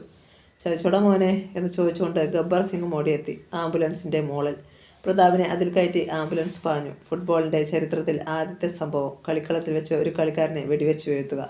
ഉയർന്ന പോലീസ് ഓഫീസർമാർ പാഞ്ഞെത്തി. ഇനി എന്ത് വേണം? ബാക്കി മത്സരം തുടരാതിരിക്കാൻ പറ്റില്ലല്ലോ. ഗബ്ബർ സിംഗ് പ്രതാപിന് പകരം മറ്റൊരാളെ ഇറക്കി. എന്നാൽ മത്സരത്തിൻ്റെ വീറും വാശിയും നഷ്ടമായിരിക്കുന്നു. തികച്ചും വിരസമായ മത്സരം. തങ്ങൾ വാങ്ങിയ ഗോൾ തിരിച്ചടിക്കണമെന്ന് പോലും ഗോവയ്ക്ക് വിചാരമില്ലെന്ന് തോന്നുമായിരുന്നു മത്സരം കണ്ടാൽ. പ്രതാപിനെ മെഡിക്കൽ കോളേജിലെ ഓപ്പറേഷൻ തിയേറ്ററിൽ പ്രവേശിപ്പിച്ചിട്ട് ഉദ്യോഗത്തോടെ പുറത്ത് കാത്തു നിൽക്കുകയാണ് പോപ്സൺ അലിമാവോയും മറ്റും. വെടിയുണ്ട തോൾഭാഗത്താണ് തുളഞ്ഞിറങ്ങിയിരിക്കുന്നതെന്ന് അയാൾ കണ്ടെത്തിയിരുന്നു. എന്നാലും ബുള്ളറ്റിൽ വിഷാംശം അടങ്ങിയിട്ടുണ്ടെങ്കിൽ ആകെ പ്രശ്നമാണ്. ഏതാണ്ട് 1 മണിക്കൂർ കഴിഞ്ഞപ്പോൾ ഡോക്ടർ പുറത്തു വന്നു. പേടിക്കാനൊന്നുമില്ല, അദ്ദേഹം ചിരിച്ചു. ബുള്ളറ്റ് നീക്കം ചെയ്തു. കുറേ രക്തം പോയിട്ടുണ്ട്. വലത് കൈയുടെ മുകളറ്റത്താണ് മുറിവ്.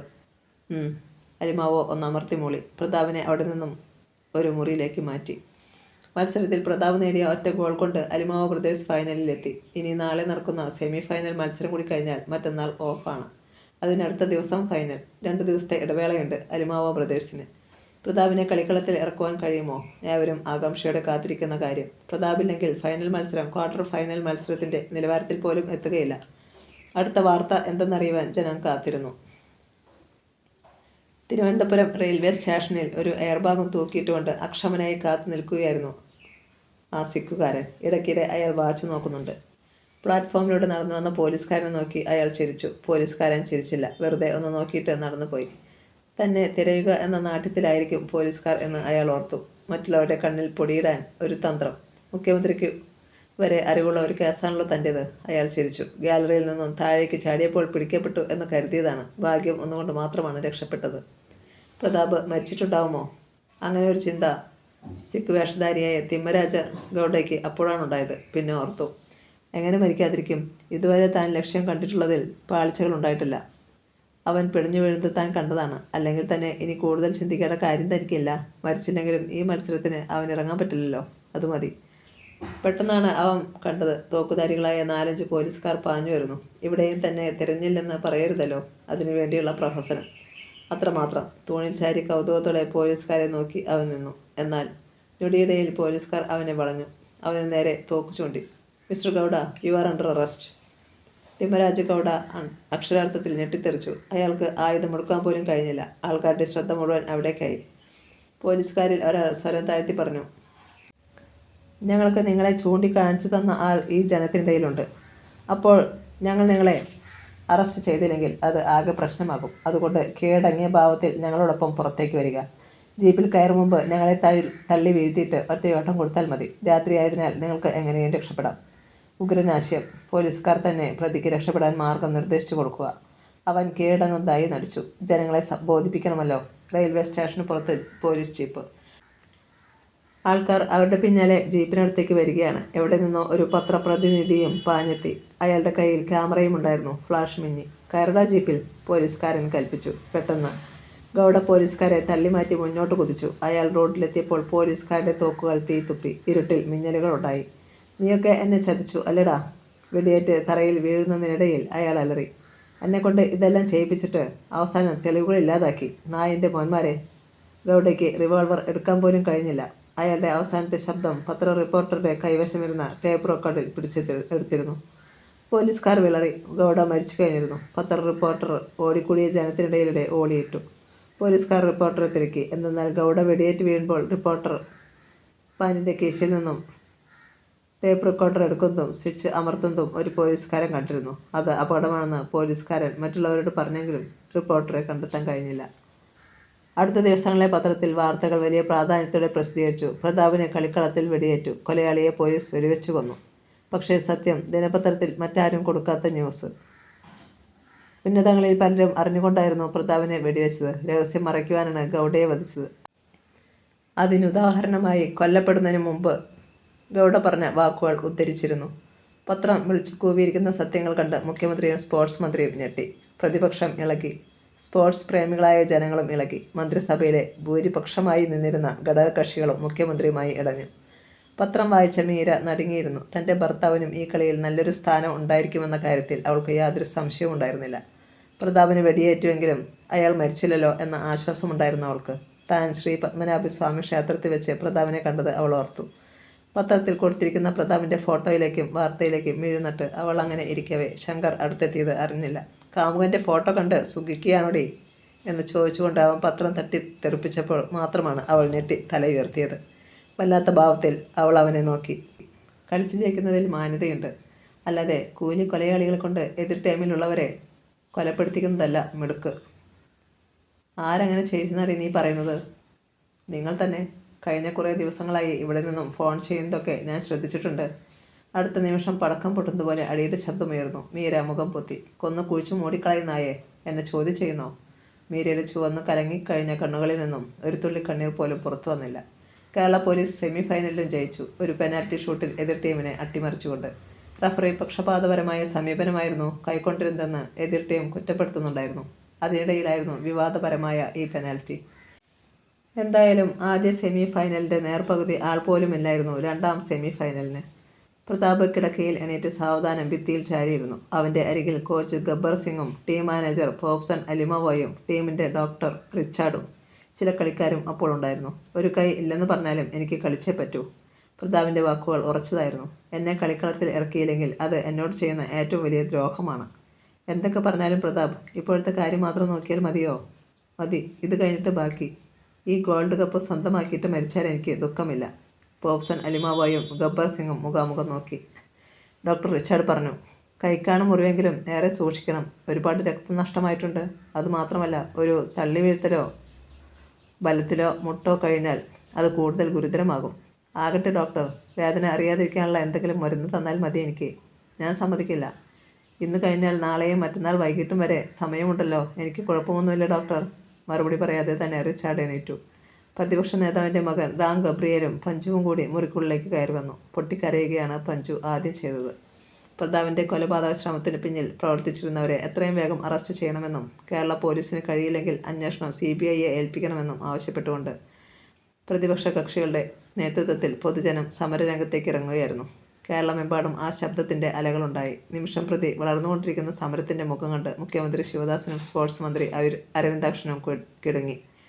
കാര്യങ്ങൾ ഉദ്ദേശിച്ചിടത്തെങ്ങും നിൽക്കാതെ പിടിവിട്ടു പോകുന്നു. അതിനെ ചൊല്ലി ഘടകകക്ഷികളുമായുണ്ടായ ഉരച്ചിൽ മൂർച്ഛിച്ചു വരികയാണ്. മന്ത്രിസഭ നിലംപതിക്കുമോ? അങ്ങനെ വരെ ചിന്തിക്കേണ്ട സമയം ആഗതമായി കഴിഞ്ഞു. ഫൈനൽ മത്സര ദിവസം കേരള പോലീസ് ആഹ്ലാദത്തിമിർപ്പിലാണ്. തങ്ങളുടെ വിജയം അവർ മുന്നിൽ കണ്ടു. പ്രതാപില്ലാത്ത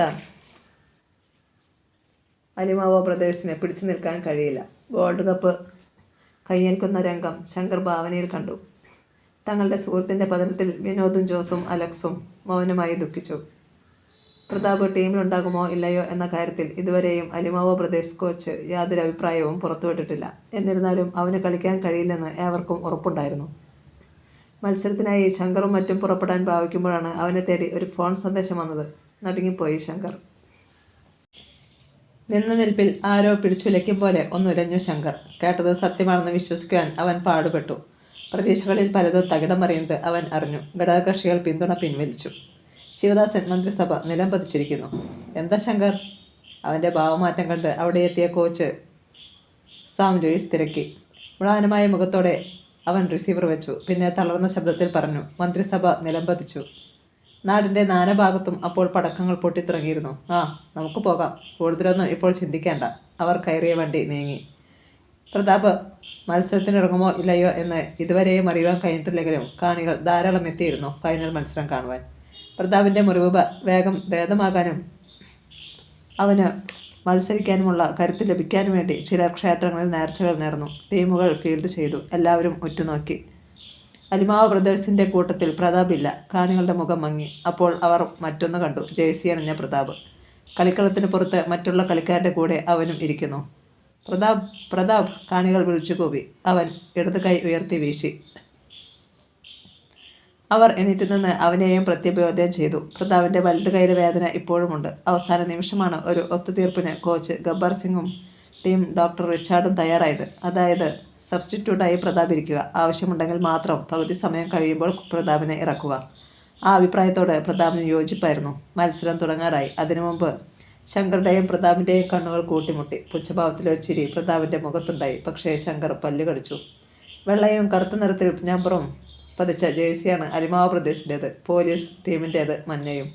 ടോസ് ചെയ്യപ്പെട്ടു. പോലീസ് ടീമിനാണ് ടോസ് വീണത്. വിസിൽ മുഴങ്ങി. മത്സരം തുടങ്ങി. പ്രതീക്ഷിച്ചതിനേക്കാളും കരുത്തന്മാരാണ് ഇപ്പോഴും അലിമാവ് ബ്രദേഴ്സ് എന്ന് പോലീസ് ടീമിന് മനസ്സിലായി. ആദ്യം പോലീസ് ടീമിൻ്റെ ഗോൾ പോസ്റ്റാണ് പരീക്ഷിക്കപ്പെട്ടത്. അതോടെ അവർക്ക് വാശി കൂടി. പരുക്കൻ അളവുകൾ പുറത്തെടുക്കുകയായി. എന്നാൽ അല്പസമയം കൂടി കഴിഞ്ഞപ്പോൾ അലിമാവ് ബ്രദേഴ്സിന് മങ്ങലേൽക്കുന്ന കാഴ്ചയാണ് കാണുവാൻ തുടങ്ങിയത്. അതോടെ പോലീസ് കൂടുതൽ ശക്തി ആർജിച്ചു തുടങ്ങി. പ്രതാപിൻ്റെ മുഖം ഇരുണ്ടു. കോച്ച് ഗബ്ബർ സിംഗ് എന്തൊക്കെയോ വിളിച്ചു പറയുന്നുണ്ടായിരുന്നു. 10 മിനിറ്റുകൾ കഴിഞ്ഞതോടുകൂടി മത്സരം അലിമാവയുടെ വിങ്ങിൽ തന്നെയായി. ഒരു ഗോൾ വീഴുമെന്നുറപ്പ്. അത് സംഭവിക്കുകയും ചെയ്തു. പോലീസ് ടീമിന് അനുകൂലമായി കിട്ടിയ കോർണർ കിക്ക് മനോഹരമായ ഒരു നീക്കത്തിലൂടെ വിനോദ് വലയ്ക്കുള്ളിലാക്കി. പക്ഷേ കാണികളിൽ 1/3 ആൾക്കാർ പോലും ആഹ്ലാദ ശബ്ദം പുറപ്പെടുവിച്ചില്ല. അലിമാവ ബ്രദേഴ്സിൻ്റെ പതനം അവർക്കൊക്കെ ഒരു ഷോക്കായിരുന്നു. പ്രതാപിനെ ഇറക്കോ എന്ന് ഇടയ്ക്കിടെ ആരൊക്കെയോ വിളിച്ചു പറയുന്നുണ്ടായിരുന്നു. ശങ്കറുടെ മുഖത്ത് വിജയപ്രതീക്ഷ. പ്രതാപ് അസ്വസ്ഥനായി. ഗബ്ബർ സിംഗും പോപ്സൺ അലിമാവയും തളർന്നു. വീണ്ടും കളി തുടങ്ങി. 40-ാം മിനിറ്റിനുള്ളിൽ അലിമാവ ബ്രദേഴ്സ് 2ാം ഗോളിൻ്റെ രുചിയും അറിഞ്ഞു. ജോസിൻ്റെ ഗോൾ. ശങ്കർ ഊറ്റം കൊണ്ടു. വേദിയിൽ തിളക്കത്തോടെ ഇരിക്കുന്ന ഗോൾഡ് കപ്പിലേക്ക് അവൻ്റെ കണ്ണുകൾ ഇടയ്ക്കിടെ പാളി വീണു. മത്സരത്തിൻ്റെ ആദ്യ പകുതി അവസാനിച്ചു. ഗോൾ വീഴാനുണ്ടായ കാരണങ്ങൾ മനസ്സിലാക്കി ഗബ്ബർ സിംഗ് പുതിയ തന്ത്രം മെനഞ്ഞു. അതേസമയം സാം ലൂയിസും ശങ്കറിനും മറ്റും ചില നിർദ്ദേശങ്ങൾ നൽകി. ചിലപ്പോൾ പ്രതാപ് ഇറങ്ങിയെന്നിരിക്കും. എന്നാലും പതറരുത്. ഇനി പ്രതിരോധത്തിൽ ഊന്നി കളിച്ചാൽ മതി. ലീഡ് നിലനിർത്തുക, അത്രമാത്രം. അതിന് തങ്ങളെക്കൊണ്ടാവുമെന്ന് അവർക്ക് പരിപൂർണ വിശ്വാസമുണ്ടായിരുന്നു. സാം ലൂയിസ് തുടർന്നു. പ്രതാപ് ഒന്നുമല്ലെന്ന് ഈ മത്സരം കാട്ടിക്കൊടുക്കണം. ഏറ്റു, ശങ്കർ സന്തോഷത്തോടെ പറഞ്ഞു. ഹാഫ് ടൈമിന് ശേഷം പ്രതാപ് ഇറങ്ങി. പ്രതാപ്, പ്രതാപ്!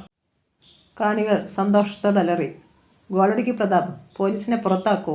അവർ വിളിച്ചു പറഞ്ഞു. ശങ്കറിൻ്റെ കണ്ണുകളിൽ അഗ്നി എരിഞ്ഞു. ഇതാ വർഗശത്രു മുന്നിൽ.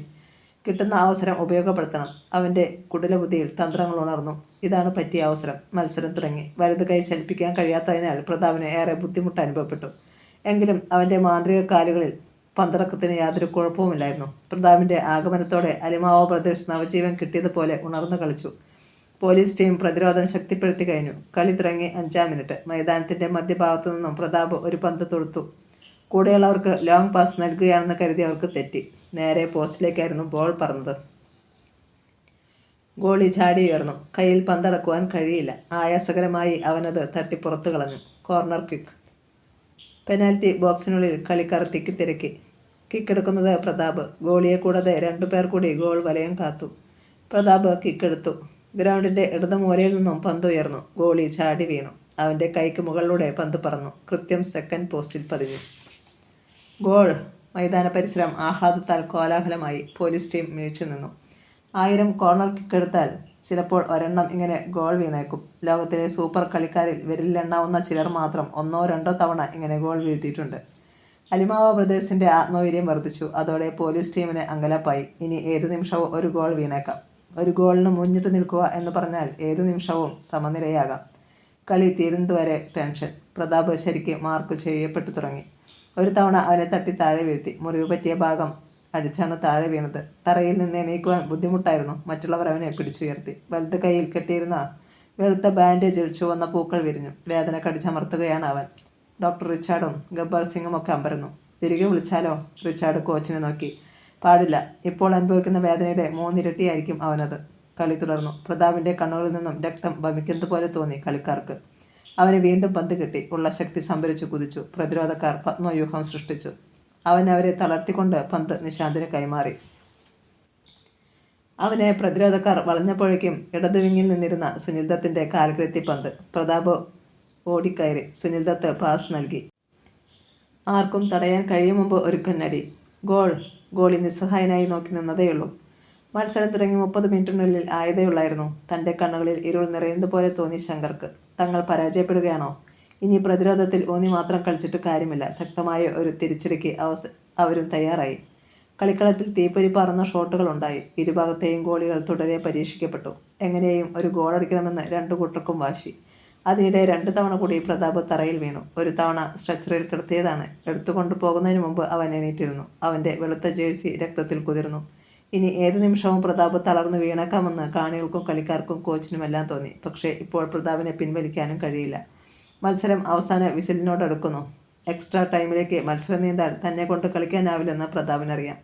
ശങ്കറുടെയും മറ്റും പ്രതീക്ഷയും അതുമാത്രമായിരുന്നു. ഉദ്വേഗം നിറഞ്ഞ നിമിഷങ്ങൾ. മൈതാന മധ്യത്തിനപ്പുറം വെച്ച പ്രതാപിന് പന്ത് കിട്ടി. ഓടിയെത്തിയ ശങ്കറെ അവൻ ഒരു സെക്കൻഡ് കൊണ്ട് കബളിപ്പിച്ചു മുന്നേറി. ശങ്കർ പിന്നാലെ കുതിച്ചെത്തി. അപ്പോഴേക്കും പ്രതാപ് മുന്നിലുള്ള അടുത്ത ഡിഫൻഡറെയും പിന്നിലാക്കി കഴിഞ്ഞിരുന്നു. തൻ്റെ ശരീരം തളരുന്നത് അവൻ അറിഞ്ഞു. ഇത് ഗോളായാൽ രക്ഷപ്പെട്ടു. വലത് കാൽ ഓങ്ങിയിട്ട് ഇടത് കാൽ കൊണ്ടടിച്ചു. ഗോളി ഇടത്തേക്കും ബോൾ വലത്തേക്കും വീണു. ഗോൾ. കാണികൾ ബാനറുകൾ ഉയർത്തിപ്പിടിച്ച് നൃത്തം ചെയ്തു. ബാൻഡ് മേളം മുഴങ്ങി. എല്ലാ സജ്ജീകരണങ്ങളുമായാണ് അവർ എത്തിയിരുന്നത്. അലിമാവ് ബ്രദേഴ്സ് തോൽക്കുമെന്ന് ഭയന്ന് പുറത്തെടുക്കാതിരുന്നതാണ്. പക്ഷേ ബോൾ അടിച്ചു കഴിഞ്ഞ് പ്രതാപും മുന്നോട്ട് തന്നെ മറിഞ്ഞു. പിന്നാലെ ഓടിയെത്തിയ ശങ്കർ ബൂട്ട്സ് അണിഞ്ഞ കാലുകൊണ്ട് അവനെ ചവിട്ടി. റഫറി ഓടി വന്നു. വിസിൽ മുഴക്കി ശങ്കറെ വിളിച്ചു. പിന്നെ കീശയിൽ നിന്നും റെഡ് കാർഡ് ഉയർത്തിക്കാട്ടി. ശങ്കർ നടുങ്ങി. സാർ. അത് ശ്രദ്ധിക്കാതെ അദ്ദേഹം അവൻ്റെ നമ്പർ നോട്ട് ചെയ്തിട്ട് തിരികെ നടന്നു കഴിഞ്ഞു. ശങ്കർ പുറത്ത്. കുനിഞ്ഞ ശിരസോടെ അവൻ പുറത്തേക്ക് നടന്നു. പെട്ടെന്ന് ഗ്യാലറിയിൽ നിന്ന് തുരുതുരെ ചെരുപ്പുകൾ ചീറി വീണു. ആൾക്കാർ രോഷാകുലരായി കഴിഞ്ഞിരുന്നു. അവസാനം ശങ്കറിന് പോലീസ് സംരക്ഷണം വേണ്ടി വന്നു. പ്രതാപ് എണീക്കാൻ നോക്കി. കഴിഞ്ഞില്ല. സ്ട്രെച്ചറിൽ അവനെ കൊണ്ടുപോന്നു. പകരം വേറെ ആളിനെ ഇറക്കി. പ്രതാപിനെ പുറത്തു കൊണ്ടുവന്ന് കസേരയിലിരുത്തി. ടീം ഡോക്ടർ റിച്ചാർഡ് ആവശ്യമായ ഫസ്റ്റ് എയ്ഡ് നടത്തി. 5 മിനിറ്റോളമേ അവസാനം കളിയുണ്ടായിരുന്നുള്ളൂ. പോലീസിന് ഗോൾ മറക്കാൻ കഴിഞ്ഞില്ല. അലിമാവ ബ്രദേഴ്സ് വിജയിച്ചു. കളിക്കാർ പ്രതാപിനെ കസേരയുടെ എടുത്തുയർത്തി ആനന്ദ നൃത്തം ചെയ്തു. അപ്പോൾ ടിവിക്ക് മുന്നിലിരുന്ന് ആനന്ദ കണ്ണീർ പൊഴുക്കിയായിരുന്നു മീര. അവസാനം പ്രതാപ് വിജയിച്ചിരിക്കുന്നു. എത്ര വൈതരണികളെ അതിനിടെ അവന് അഭിമുഖീകരിക്കേണ്ടി വന്നു. പ്രതാപിനെ ശങ്കർ ചവിട്ടുന്നത് വീണ്ടും വീണ്ടും ടിവിയിൽ എടുത്തു കാട്ടിയപ്പോൾ ഹൃദയം നുറുങ്ങുന്ന വേദനയോടിരിക്കുകയായിരുന്നു അവൾ. എന്നാൽ ശങ്കറെ ആൾക്കാർ ചെരുപ്പ് കൊണ്ട് എറിയുന്നത് കണ്ടപ്പോൾ അവളുടെ മനം നിറഞ്ഞു. അങ്ങനെ തന്നെ വേണം. അവൾ പിറുപിറുത്തു. അയാൾ തൻ്റെ ഭർത്താവാണെന്നൊന്നും അവൾ ചിന്തിച്ചതേയില്ല. ബാപ്പുജി മെമ്മോറിയൽ സ്പോർട്സ് ക്ലബിൻ്റെ മുറ്റത്ത് പഞ്ചുവും സുഹൃത്തുക്കളും നൃത്തം ചെയ്തു. പ്രതാപിൻ്റെ അച്ഛൻ സന്തോഷത്താൽ കരഞ്ഞു. വെടിയേറ്റ് അവൻ ആശുപത്രിയിൽ കഴിഞ്ഞിട്ട് അദ്ദേഹത്തിനൊന്നും കാണുവാൻ പോലും കഴിഞ്ഞിരുന്നില്ല. കുഴപ്പമൊന്നുമില്ലെന്നും പറഞ്ഞ് പഞ്ചുവാണ് അദ്ദേഹത്തെ വിടാതിരുന്നത്. അച്ഛനും മകനും തമ്മിൽ കണ്ടാൽ അത് കൂടുതൽ വിഷമിക്കത്തേയുള്ളൂ. അത് വേണ്ട. പഞ്ചുവിൻ്റെ തീരുമാനമായിരുന്നു. അലിമാവ ബ്രദേഴ്സിൻ്റെ ക്യാപ്റ്റൻ സുഖ്ദേവ് ഗോൾഡ് കപ്പ് ഏറ്റുവാങ്ങുമ്പോൾ ജനറൽ പുളകിതരായി. ശങ്കറും കോച്ച് സാം ലൂയിസുമൊക്കെ തലകുനിച്ചു നിന്നു. ഗോൾഡ് കപ്പിൽ മുത്തമിടുമ്പോൾ പ്രതാപ് മനസ്സിലോർത്തു. തൻ്റെ ജീവിതത്തിലെ ഏറ്റവും വലിയ സ്വപ്നം യാഥാർത്ഥ്യമായിരിക്കുന്നു.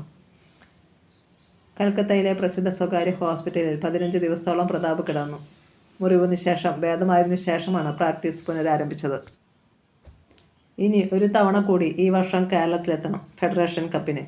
ഗോൾഡ് കപ്പിലെ അലിമാവ ബ്രദേഴ്സിൻ്റെ വിജയത്തിന് പിന്നിൽ പ്രതാപിൻ്റെ കഴിവായിരുന്നുവെന്ന് എല്ലാവരും തുറന്നു സമ്മതിച്ചു. മറ്റാരെങ്കിലും ആയിരുന്നെങ്കിൽ ആ അവസ്ഥയിൽ ഗ്രൗണ്ടിൽ ഇറങ്ങുകയോ ഐതിഹാസിക വിജയം നേടുകയോ ഇല്ലായിരുന്നു. അതിനാൽ പ്രതാപിൻ്റെ അക്കൗണ്ടിലേക്ക് അലിമാവ ബ്രദേഴ്സ് 1 ലക്ഷം രൂപ കൂടി നിക്ഷേപിച്ചു.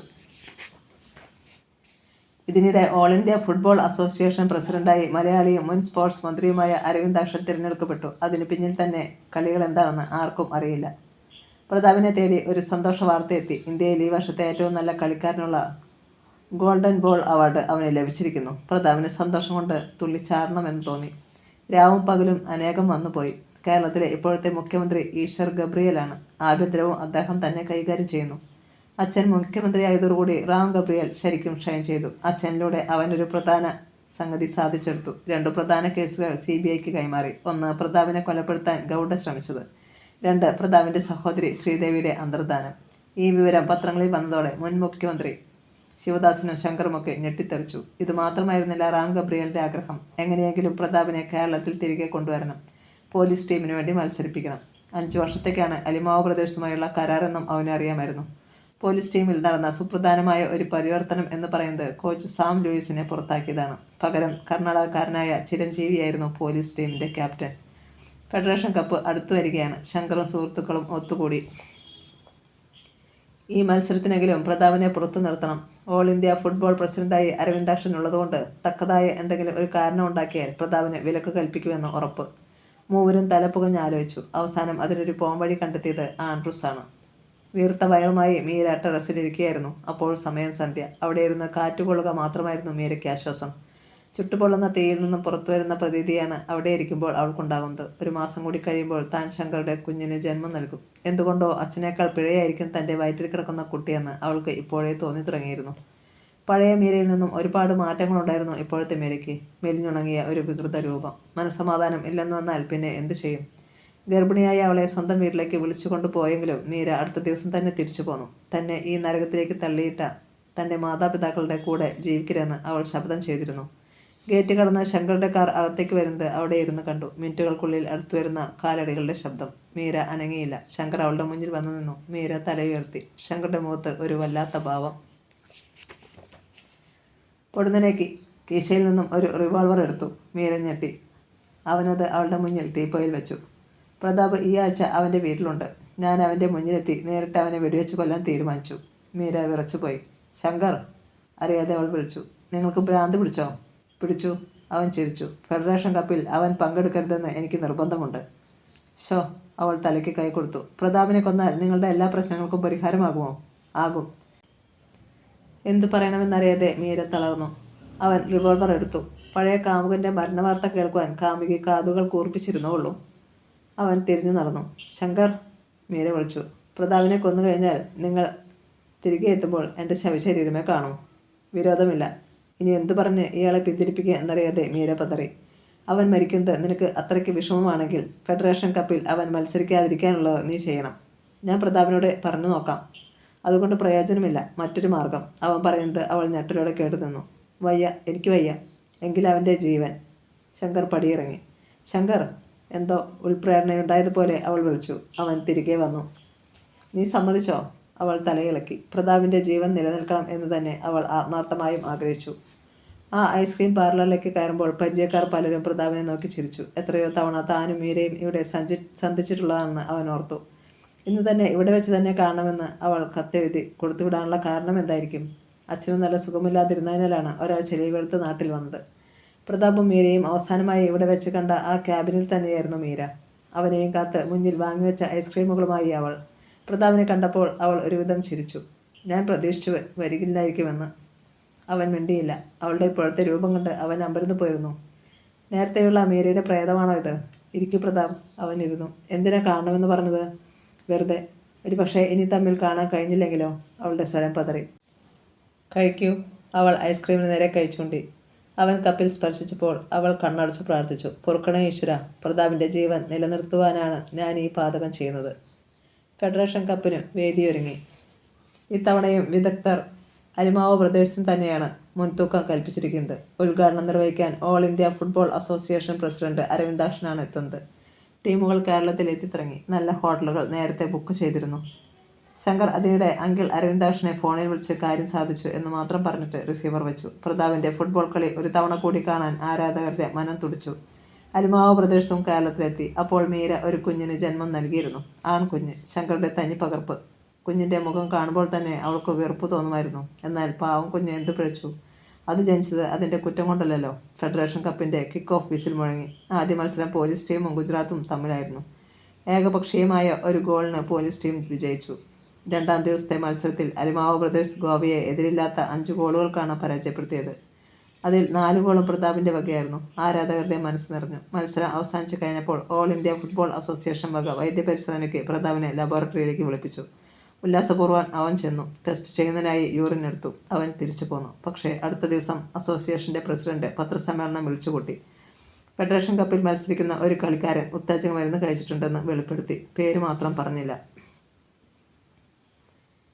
അടുത്ത ദിവസം പത്രത്തിൽ പ്രധാന വാർത്തയായിരുന്നു അത്. ഒരു ടെസ്റ്റ് കൂടി നടത്തിയിട്ട് ആളുടെ പേര് വെളിപ്പെടുത്തുമെന്നും പത്രത്തിലുണ്ടായിരുന്നു. പത്രം വായിച്ചവരൊക്കെ ഉത്കണ്ഠ പൂണ്ടു. ആരായിരിക്കും ആ കളിക്കാരൻ? എവിടെയും മനസ്സിലെത്തിയത് ശങ്കറിന്റെ പേരാണ്. എന്നാൽ രണ്ടാം ദിവസം പത്രത്തിൽ വന്ന വാർത്ത കോളിളക്കം സൃഷ്ടിക്കുക തന്നെ ചെയ്തു. ഉത്തേജക മരുന്ന് കഴിച്ചത് പ്രതാപാണ്. ആദ്യ ടെസ്റ്റിൽ തന്നെ സംശയം തോന്നിയതിനെ തുടർന്ന് ഒരു ദിവസം അവനെ നിരീക്ഷണത്തിന് വിധേയനാക്കിയതിനു ശേഷമായിരുന്നു രണ്ടാം ടെസ്റ്റ്. ഏതാണ്ട് 6 തരം ഉത്തേജക മരുന്നുകളുടെ പേരാണ് ലാബിൽ നിന്ന് കിട്ടിയത്. പിടിക്കപ്പെടാതിരിക്കാനാണ് അവൻ പലതരം മരുന്നുകൾ ഉപയോഗിച്ചതെന്നും പത്രങ്ങളിൽ വാർത്ത വന്നു. ആരാധകർ ശരിക്കും തളർന്നുപോയി. പലരും ഈ വാർത്ത വിശ്വസിച്ചില്ല. പ്രതാപിനെ ആരോ ചതിച്ചതെന്ന് ജനം വിശ്വസിച്ചു.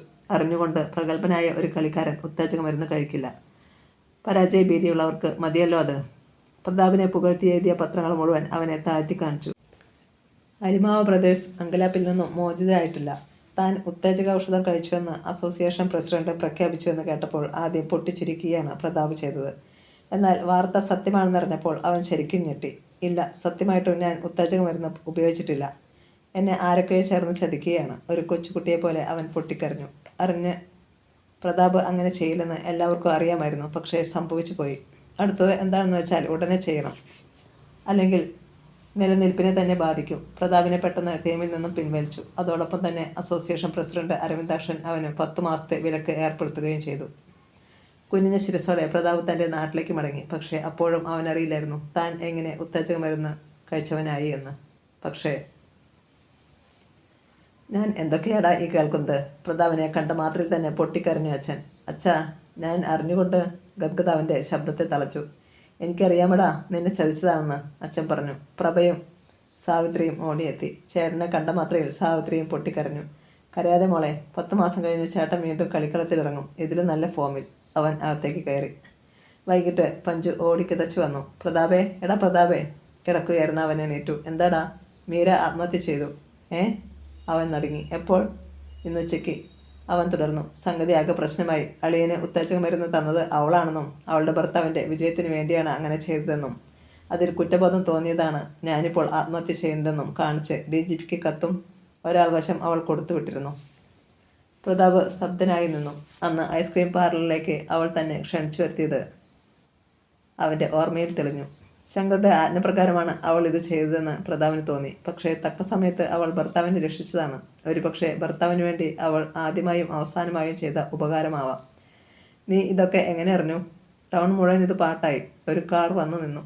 അതിൽ നിന്നും പോപ്സൺ അലിമാവോ ഇറങ്ങി. പ്രതാപിനെ ടീമിൽ നിന്നും പിൻവലിച്ചതിലുള്ള ദുഃഖം മുഴുവൻ ആ മുഖത്തുണ്ടായിരുന്നു. 10 മാസങ്ങൾ എത്ര വേഗമാണ് കടന്നുപോയതെന്ന് പ്രതാപ് ഓർത്തു. ഇന്നത്തോടെ തൻ്റെ വിലക്ക് തീരും.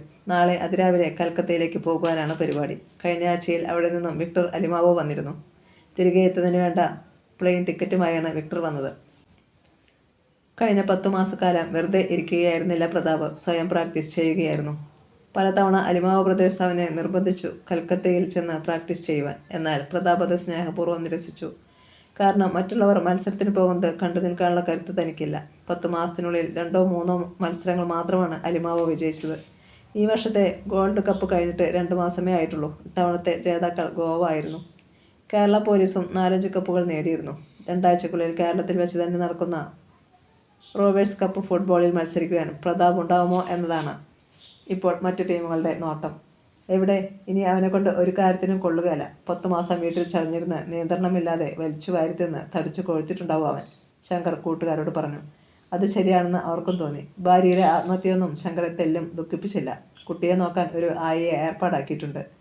പിന്നെ ഈശ്വർ ഗബ്രിയേലിൻ്റെ നേതൃത്വത്തിലുള്ള ഭരണമായതിനാൽ ശങ്കറിനും ടീമിൻ്റെ അച്ചടക്കത്തിനപ്പുറം യാതൊന്നും ചെയ്യുവാൻ കഴിയുമായിരുന്നില്ല താനും.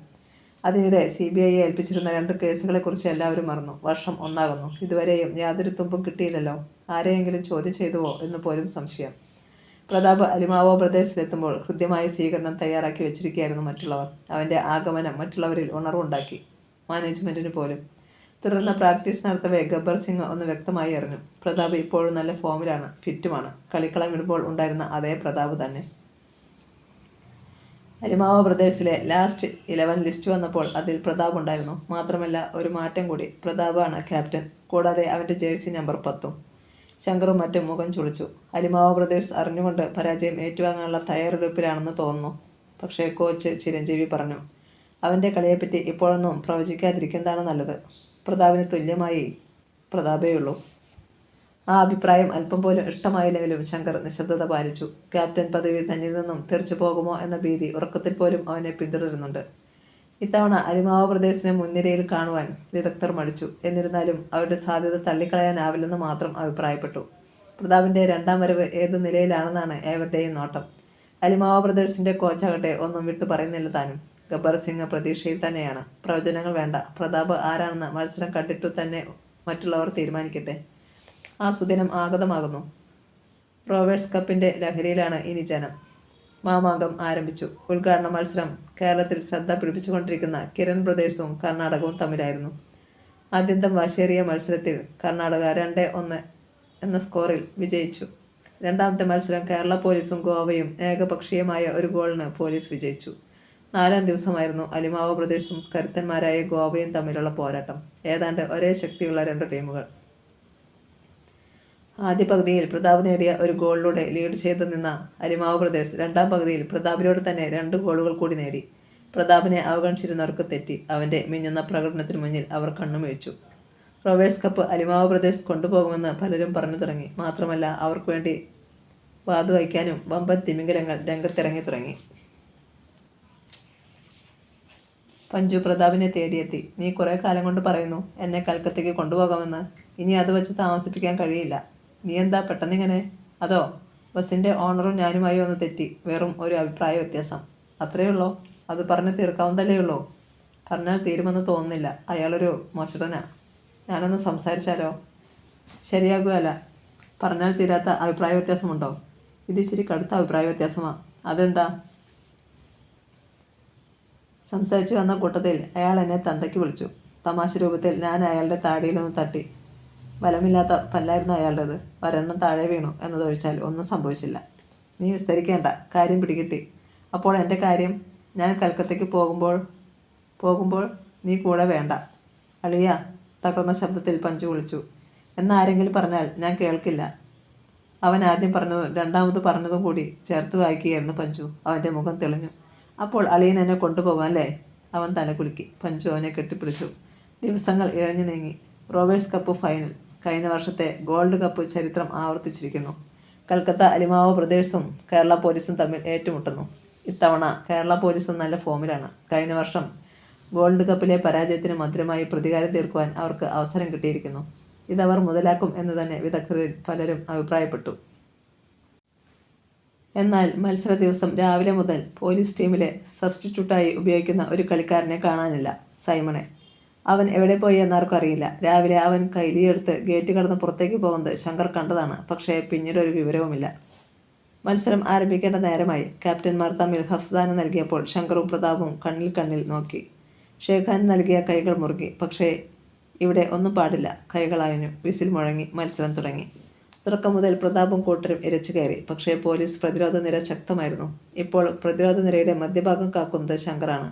കാണികൾ ശ്വാസമടക്കി പിടിച്ച് കാത്തിരുന്നു. എങ്ങനെയെങ്കിലും ഒരു ഗോൾ നേടുക എന്ന ലക്ഷ്യത്തോടെ ഇരു കൂട്ടരും പൊരുതുകയാണ്. പരുക്കൻ അടവുകളും പുറത്തെടുക്കപ്പെട്ടു. പ്രതാപ് പലക്കുറി തറയിൽ വീണു. എന്നിട്ടും ആർക്കും ഗോളടിക്കാൻ കഴിയുന്നില്ല. മത്സരം ആദ്യ പകുതി അവസാനിച്ചു. Torture room. ടേബിളിൽ മലർന്നു കിടക്കുകയായിരുന്നു അണ്ടർവെയർ മാത്രം ധരിച്ച സൈമൺ. ചുറ്റും കൂടി നിന്നിരുന്ന CBI ഉദ്യോഗസ്ഥന്മാരെ അവൻ പകപ്പോടെ നോക്കി. നീയൊരു ഫുട്ബോൾ കളിക്കാരനാണ്. നിന്റെ കാലുകൾ രണ്ടും ഞങ്ങൾ തല്ലി ഒടിക്കേണ്ടെങ്കിൽ മര്യാദയ്ക്ക് സത്യം പറഞ്ഞുകൊള്ളണം. പറയാം സാർ. അവന് അതേ നിവൃത്തിയുണ്ടായിരുന്നുള്ളൂ. രാവിലെ ഗേറ്റ് കടന്ന് റോഡിലേക്ക് ഇറങ്ങാൻ തോന്നിയ നിമിഷങ്ങളെ മനസ്സിൽ ശപിക്കുകയായിരുന്നു സൈമൺ. കാത്തു കിടക്കുകയായിരുന്നെന്ന് തോന്നുന്നു ഇവർ. പരുന്ത് കോഴിക്കുഞ്ഞിനെ റാഞ്ചുന്നത് പോലെയല്ലേ തന്നെ ഇവർ പിടിച്ചുകൊണ്ട് പോകുന്നത്. സത്യത്തിൽ അല്പം പോലും വെള്ളം ചേർക്കാതിരുന്നാൽ നിന്നെ മാപ്പ് സാക്ഷിയാക്കാൻ ശ്രമിക്കാം. അവൻ സമ്മതിച്ചു. ശരിക്കും പറഞ്ഞാൽ അന്ന് പ്രതാപിൻ്റെ സഹോദരിക്ക് എന്താണ് സംഭവിച്ചത്? അത് സൈമൺ പരതി. ടെൽമി. അവരിലൊരാൾ ടേപ്പ് റെക്കോർഡർ ഓൺ ചെയ്ത് കഴിഞ്ഞിരുന്നു. അവൻ പറഞ്ഞു തുടങ്ങി. മത്സരം രണ്ടാം പകുതി ആരംഭിച്ചു. ഇരു കൂട്ടരും പുതിയ തന്ത്രങ്ങളുമായാണ് സ്റ്റേഡിയത്തിലേക്ക് ഇറങ്ങിയിരിക്കുന്നത്. അലിമാവ ബ്രദേഴ്സിനെ പരാജയപ്പെടുത്തുക എന്നത് പോലീസിന്റെ പ്രസ്റ്റീജ് പ്രശ്നമാണ്. അതിനുവേണ്ടി അവർ പൊരുതി. രണ്ടാം പകുതിയുടെ 8-ാം മിനിറ്റിൽ അവർ ലക്ഷ്യം കാണുകയും ചെയ്തു. പോലീസ് ടീമിലെ പുതിയ കളിക്കാരൻ ജാഫറാണ് ആ മനോഹരമായ ഗോൾ നേടിയത്. പ്രതാപിന്റെ ആരാധകർ ഞെട്ടിപ്പോയി. അലിമാവ ബ്രദേഴ്സ് തോൽക്കുകയാണോ? പോലീസ് ടീമിന് കൂടുതൽ ഉത്സാഹമായി. പോപ്സൺ അലിമാവയുടെയും ഗബ്ബാർ സിംഗിന്റെയും നെഞ്ചിടിച്ചു. അലിമാവ ബ്രദേഴ്സ് ഉണർന്ന് കളിക്കുന്നുണ്ടെങ്കിലും ഗോളുകളൊന്നും വീഴുന്നില്ല. പ്രതാപിന്റെ കാലുകൾ ഇടറുന്നുണ്ടോ? അവനും വല്ലാതെ നിരാശനായിക്കൊണ്ടിരിക്കുകയാണ്. മത്സരം അവസാനിക്കാൻ 10 മിനിറ്റുകൾ മാത്രം. ഗബ്ബർ സിംഗ് അസ്വസ്ഥനായി. ഇപ്പോൾ ആരെയെങ്കിലും മാറ്റി സബ്സ്റ്റിറ്റ്യൂട്ടിനെ ഇറക്കുവാനും അദ്ദേഹം മടിച്ചു. ചിലപ്പോൾ അത് കളിയെ ആകെ തകർത്തെന്നും ഇരിക്കും. സമയം കൊഴിയുന്നു. മത്സരം അവസാനിക്കാൻ ഇനി 5 മിനിറ്റ്. പോലീസ് ടീമിനെ അനുകൂലിക്കുന്നവർ ഗാലറിയിൽ നൃത്തം ചെയ്യാൻ തുടങ്ങിയിരുന്നു. മുൻ ക്യാപ്റ്റൻ സുഖ്ദേവിന് കിട്ടിയ പന്ത് പ്രതാപിലേക്ക് ലോങ് പാസ്. അവനത് പിടിയിലൊതുക്കി മുന്നോട്ട്. പോലീസ് ടീം ഈച്ചയെപ്പോലെ അവനെ വളഞ്ഞു. അവൻ പന്തുമായി പിന്തിരിഞ്ഞു. പിന്നെ നിശാന്തിലേക്ക് ഷോർട്ട് പാസ്. അവനെ അറ്റാക്ക് ചെയ്യാൻ കളിക്കാരെത്തിയപ്പോഴേക്കും വീണ്ടും പ്രതാപിലേക്ക് പന്ത്. അവൻ കുതിച്ചു. കാണികൾ ആവേശം മുട്ടു. മുന്നിൽ വന്യമായ മുഖഭാവത്തോടെ ശങ്കർ. പ്രതാപ് ഒന്ന് വെട്ടിത്തിരിഞ്ഞു. ശങ്കറിന്റെ കണ്ണു തള്ളി. ഗോളി അഡ്വാൻസ് ചെയ്തു. പ്രതാപിന്റെ ഇടതുകാൽ ബോൾ കൊണ്ട് വെടിയുണ്ട പായിച്ചു. ഗോൾ. പ്രതാപ് പിന്തിരിഞ്ഞോടി. പോലീസ് ടീം അനുകൂലികളുടെ നൃത്തം നിലച്ചു. അലിമാവ ബ്രദേഴ്സ് അനുകൂലികൾ നൃത്തം തുടങ്ങി. കൂട്ടുകാർ പ്രതാപിനെ സന്തോഷത്തോടെ ആശ്ലേഷിച്ചു. ഗബ്ബർ സിംഗിന്റെ മുഖം തെളിഞ്ഞു. സമനില നേടിയല്ലോ, ആശ്വാസം. എക്സ്ട്രാ ടൈമിൽ പ്രതാപ് ഗോൾ വീണ്ടും നേടും തീർച്ച. ശങ്കർ കൈകൾ കൊണ്ട് തലയ്ക്കടിച്ചു. മിനിറ്റുകളുടെ വ്യത്യാസത്തിൽ തങ്ങൾ വിജയത്തിൽ നിന്നും ഒരുപാട് അകന്നിരിക്കുന്നു. ഒരു നിമിഷത്തെ അശ്രദ്ധ കൊണ്ടുവന്ന തെറ്റ്. മത്സരം അവസാനിക്കാൻ ഇനി 4 മിനിറ്റ്. എക്സ്ട്രാ ടൈമും കളിച്ചേ മതിയാവൂ. പന്ത് വീണ്ടും മൈതാന മധ്യത്തിൽ. പോലീസ് ടീം ഇരച്ചു കയറി. അലിമാവയുടെ പ്രതിരോധം പന്ത് തടഞ്ഞു. പ്രതിരോധ നിരയുടെ നായകൻ മസ്കാൻ പന്ത് നീട്ടിയടിച്ചു. മൈതാന മധ്യത്തിൽ ഫ്രീയായി നിൽക്കുകയായിരുന്നു പ്രതാപ്. എതിർ ടീമിന്റെ 3 ഡിഫൻഡർമാരൊഴികെ എല്ലാവരും ബോളിൻ്റെ ഒപ്പം തങ്ങളുടെ വിങ്ങിലേക്ക് ഇരച്ചു കയറിയിരിക്കുകയാണെന്ന് പ്രതാപ് കണ്ടു. അവൻ പന്തുമായി പാഞ്ഞു. 3 ഡിഫൻഡർമാർ പ്രതാപിന് മുന്നിൽ ഒന്നുമല്ല. 3 പേരെയും വഴിതെറ്റിക്കാൻ അവന് 3 സെക്കൻഡ് മതി. അത് തന്നെ സംഭവിച്ചു. കോപത്തോടെ ഓടിവന്ന പ്രതാപിന്റെ കാലിന് തട്ടിയ ശങ്കറിനും ലക്ഷ്യം പിഴച്ചു. മുകളിലേക്ക് പ്രതാപ് ചാടി ഉയർന്നപ്പോൾ ശങ്കർ തനിയെ തറയിൽ വീണു. മുന്നിൽ ഗോളി മാത്രം. ഗോളിയുടെ നിസ്സഹായാവസ്ഥ പ്രതാപ് കണ്ടു. അവൻ പന്തടിച്ചില്ല. ഗോളി ഓടി വന്നു. ഗോളിയെയും വെട്ടിച്ച് പ്രതാപ് മുന്നേറി. മുന്നിൽ ആളൊഴിഞ്ഞ ഗോൾ പോസ്റ്റ്. അവൻ അകത്തേക്ക് പന്ത് തട്ടിയിട്ടു. 2 വർഷം മുമ്പ് ബാംഗ്ലൂരിൽ വെച്ച് പ്രതാപ് ഫെഡറേഷൻ കപ്പിൽ നേടിയ അതേപോലൊരു ഗോൾ. ആരവത്താൽ വേദി ഇളകി മറിഞ്ഞു. മത്സരം അവസാനിക്കാൻ സെക്കൻഡുകൾ മാത്രമുള്ളപ്പോൾ പുറത്തൊരു പോലീസ് വാൻ വന്നു നിന്നു. അതിൽ നിന്നും സൈമണയും കൂട്ടി CBI ഉദ്യോഗസ്ഥന്മാർ ഇറങ്ങി. മത്സരം അവസാനിച്ചു. ഗബ്ബർ സിംഗും പോപ്സൺ അലിമാവയും ഓടിവന്ന പ്രതാപിനെ കെട്ടിപ്പിടിച്ചു. റോവേഴ്സ് കപ്പ് ഏറ്റുവാങ്ങുമ്പോൾ പ്രതാപിന്റെ കണ്ണുകൾ നിറഞ്ഞിരുന്നു. പ്രതാപ് എന്നുള്ള ശബ്ദം അന്തരീക്ഷത്തിൽ അലയടിച്ചു. അവർ തിരികെ ഹോട്ടലിലേക്ക് മടങ്ങാൻ നേരമാണ് അതുണ്ടായത്. ശങ്കറേയും ആൻഡ്രൂസിനെയും കൂടി CBI ഓഫീസേഴ്സ് കസ്റ്റഡിയിലെടുത്തു. മുഖ്യമന്ത്രിയുടെ പുത്രൻ റാം ഗബ്രിയേൽ പ്രതാപിന്റെ അടുത്തെത്തി. സോറി മിസ്റ്റർ പ്രതാപ്, നിങ്ങളുടെ സഹോദരിയെ ആ കാബാലികന്മാർ കൊന്നുകളഞ്ഞു. ശങ്കറുടെ ഒരു രഹസ്യ വീട്ടിൽ നിന്നും മൃതദേഹത്തിന്റെ ഭാഗങ്ങൾ കണ്ടെത്തി കഴിഞ്ഞു. കൂടാതെ തിമ്മരാജ ഗൗഡയെ ശങ്കറാണ് ഇവിടെ വരുത്തിയതെന്നുള്ളതിൻ്റെയും വ്യക്തമായ തെളിവുകൾ CBIയുടെ പക്കൽ ലഭിച്ചിട്ടുണ്ട്. ഇനി അവർക്ക് മോചനമില്ല. പ്രതാപ് സ്തംഭിച്ചു നിന്നു. തൻ്റെ ശ്രീദേവി ചേച്ചി? കൽക്കത്തയ്ക്കുള്ള മടക്കയാത്ര. പ്രതാപിനോടൊപ്പം പഞ്ചുവും ഒരുങ്ങി കഴിഞ്ഞപ്പോഴാണ് റാം ഗബ്രിയേൽ അവിടെ എത്തിയത്. പ്രതാപ്, ഞാനൊരു കാര്യം പറഞ്ഞാൽ നീ നിരസിക്കരുത്. നിന്റെ പഴയ സുഹൃത്തായാണ് ഞാനിത് പറയുന്നത്. എൻ്റെ അടുത്ത് സംസാരിക്കാൻ നിനക്ക് മുഖവരിയോ? പ്രതാപ് ചിരിച്ചു. റാം പറഞ്ഞു തുടങ്ങി. നിന്നെ എന്ത് വില കൊടുത്തും അലിമാവ ബ്രദേഴ്സിൽ നിന്നും തിരികെ വാങ്ങണമെന്നാണ് ഗവൺമെന്റിന്റെ തീരുമാനം. നീ എതിർക്കരുത്. സബ് ഇൻസ്പെക്ടറായി തന്നെ ആദ്യത്തെ അപ്പോയിൻമെന്റ്. എന്താ? പ്രതാപ് ചിന്തിച്ചു നിന്നു. തന്നെ ഉയർത്തിക്കൊണ്ടുവന്നത് പോലീസ് ടീമാണ്. തന്നെ തളർത്തിയതും. എന്നാലും സ്വന്തം മണ്ണിനു വേണ്ടി മത്സരിക്കുന്ന സുഖം മറ്റൊരിടത്തും കിട്ടുകയില്ല. അവൻ റാം ഗബ്രിയേലിനെ നോക്കി സന്തോഷത്തോടെ ചിരിച്ചു. ഈ കഥ ഇവിടെ പൂർണ്ണമാകുന്നു.